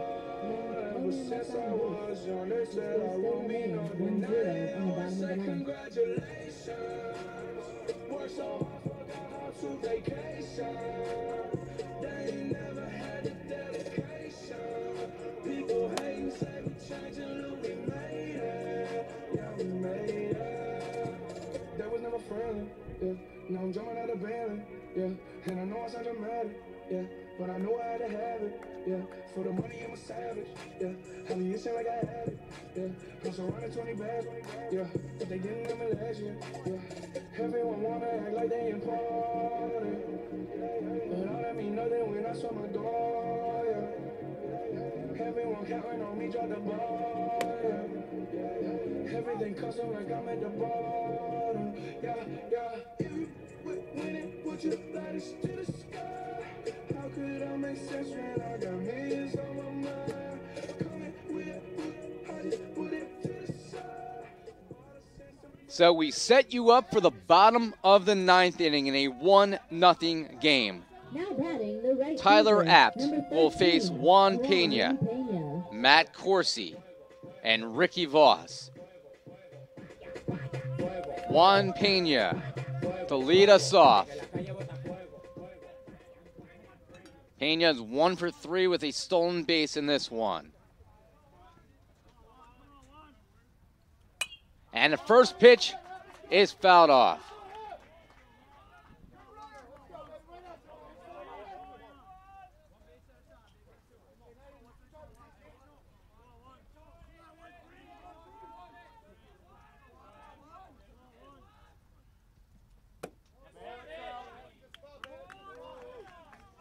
That's low.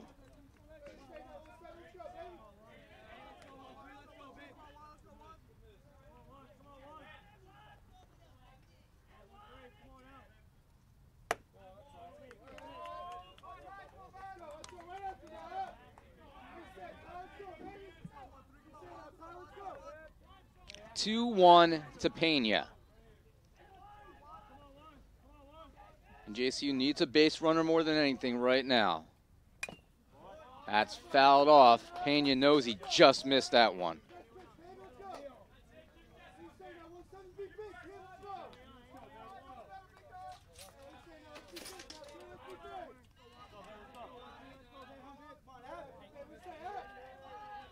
Two and two.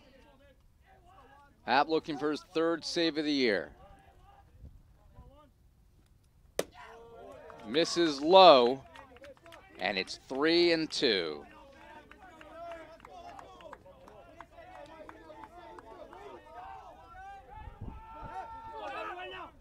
Full count here to Pena. App deals, and that's popped in the air. Right side, Apt comes over and makes the catch. That was ball 4. Sunday morning, Second baseman, number 29, Matt Corsi. bitching and moaning on and on about the time I had. And by Tuesday, you could say that girl.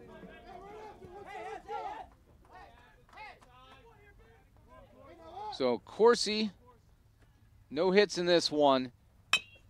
Ground ball, Swinkowski in. His throw is in time for out number 2. Corsi 0 for 4, and Ricky Voss is the last chance for the Gothic Knights.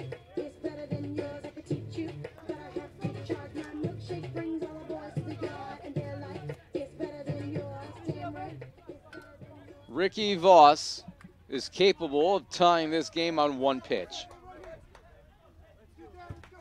The Knights have been shut out twice this year. It came in back-to-back games against Franklin and Marshall and RIT down in Florida.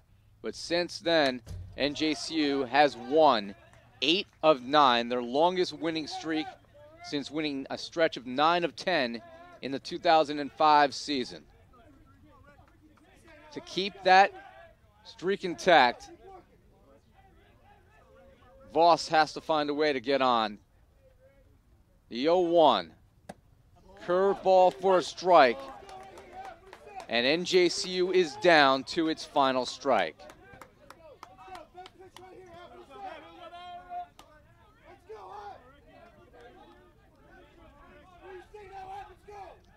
The 0-2. And that's punched towards the right side. Diving is the first baseman, Perino. The flip to Apt is in time, and on the 3-1 ground out, the ball game comes to a close as Stockton, behind the pitching of Ray Hughes and a solo home run from Austin Ganella, defeats NJCU by a score of 1-0. 1 run, 6 hits, and 2 errors for Stockton. No runs, 5 hits, and 4 errors for NJCU. The errors did not factor into the scoring in this one, as it was a pitcher's duel from both starters and relievers in this contest, as NJCU loses the NJAC opener, and they fall to 8-5 overall. They see their 3-game winning streak snapped. Stockton improves to 13-4, and they have their 4-game losing streak come to an end. We're not going to tell you about the hitters because this was a pitcher's duel. The final lines for both teams. First for Stockton, Hughes the winner. And with the victory today, Hughes continues to just chug along. A great senior year for him. He is now 4-1 overall, with Apt earning his 3rd save. Hughes in this one, 100 pitches, struck out 9, walked 2, allowed 5 hits and no runs. And Apt came in through 22 pitches in relief, struck out 1, walked 1, did not allow a hit.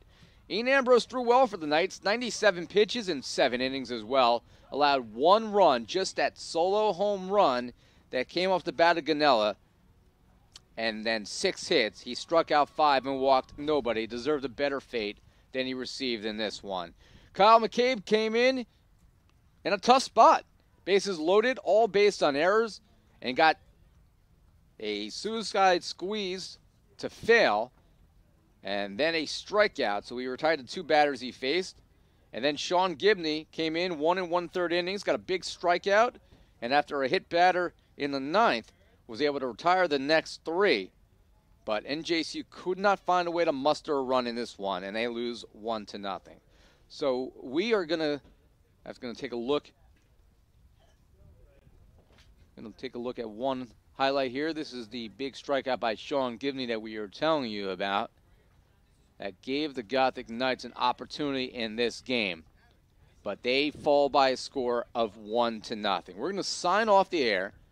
We're going to take about a 30-minute break, and we will be back for Game 2. This game was sped along, 2 hours and 16 minutes of game time. Next game will start at approximately 2:15 as they will reline the field and get you set for Game 2 here on Gothic Vision. For my producer, Jeanine Moseti, and our great camera guy on the left field line, that's Angelo Romano, and my PA announcer, Nina Carbonaro. I'm Ira Thor. Thanks for watching NJCU Baseball here on Gothic Vision.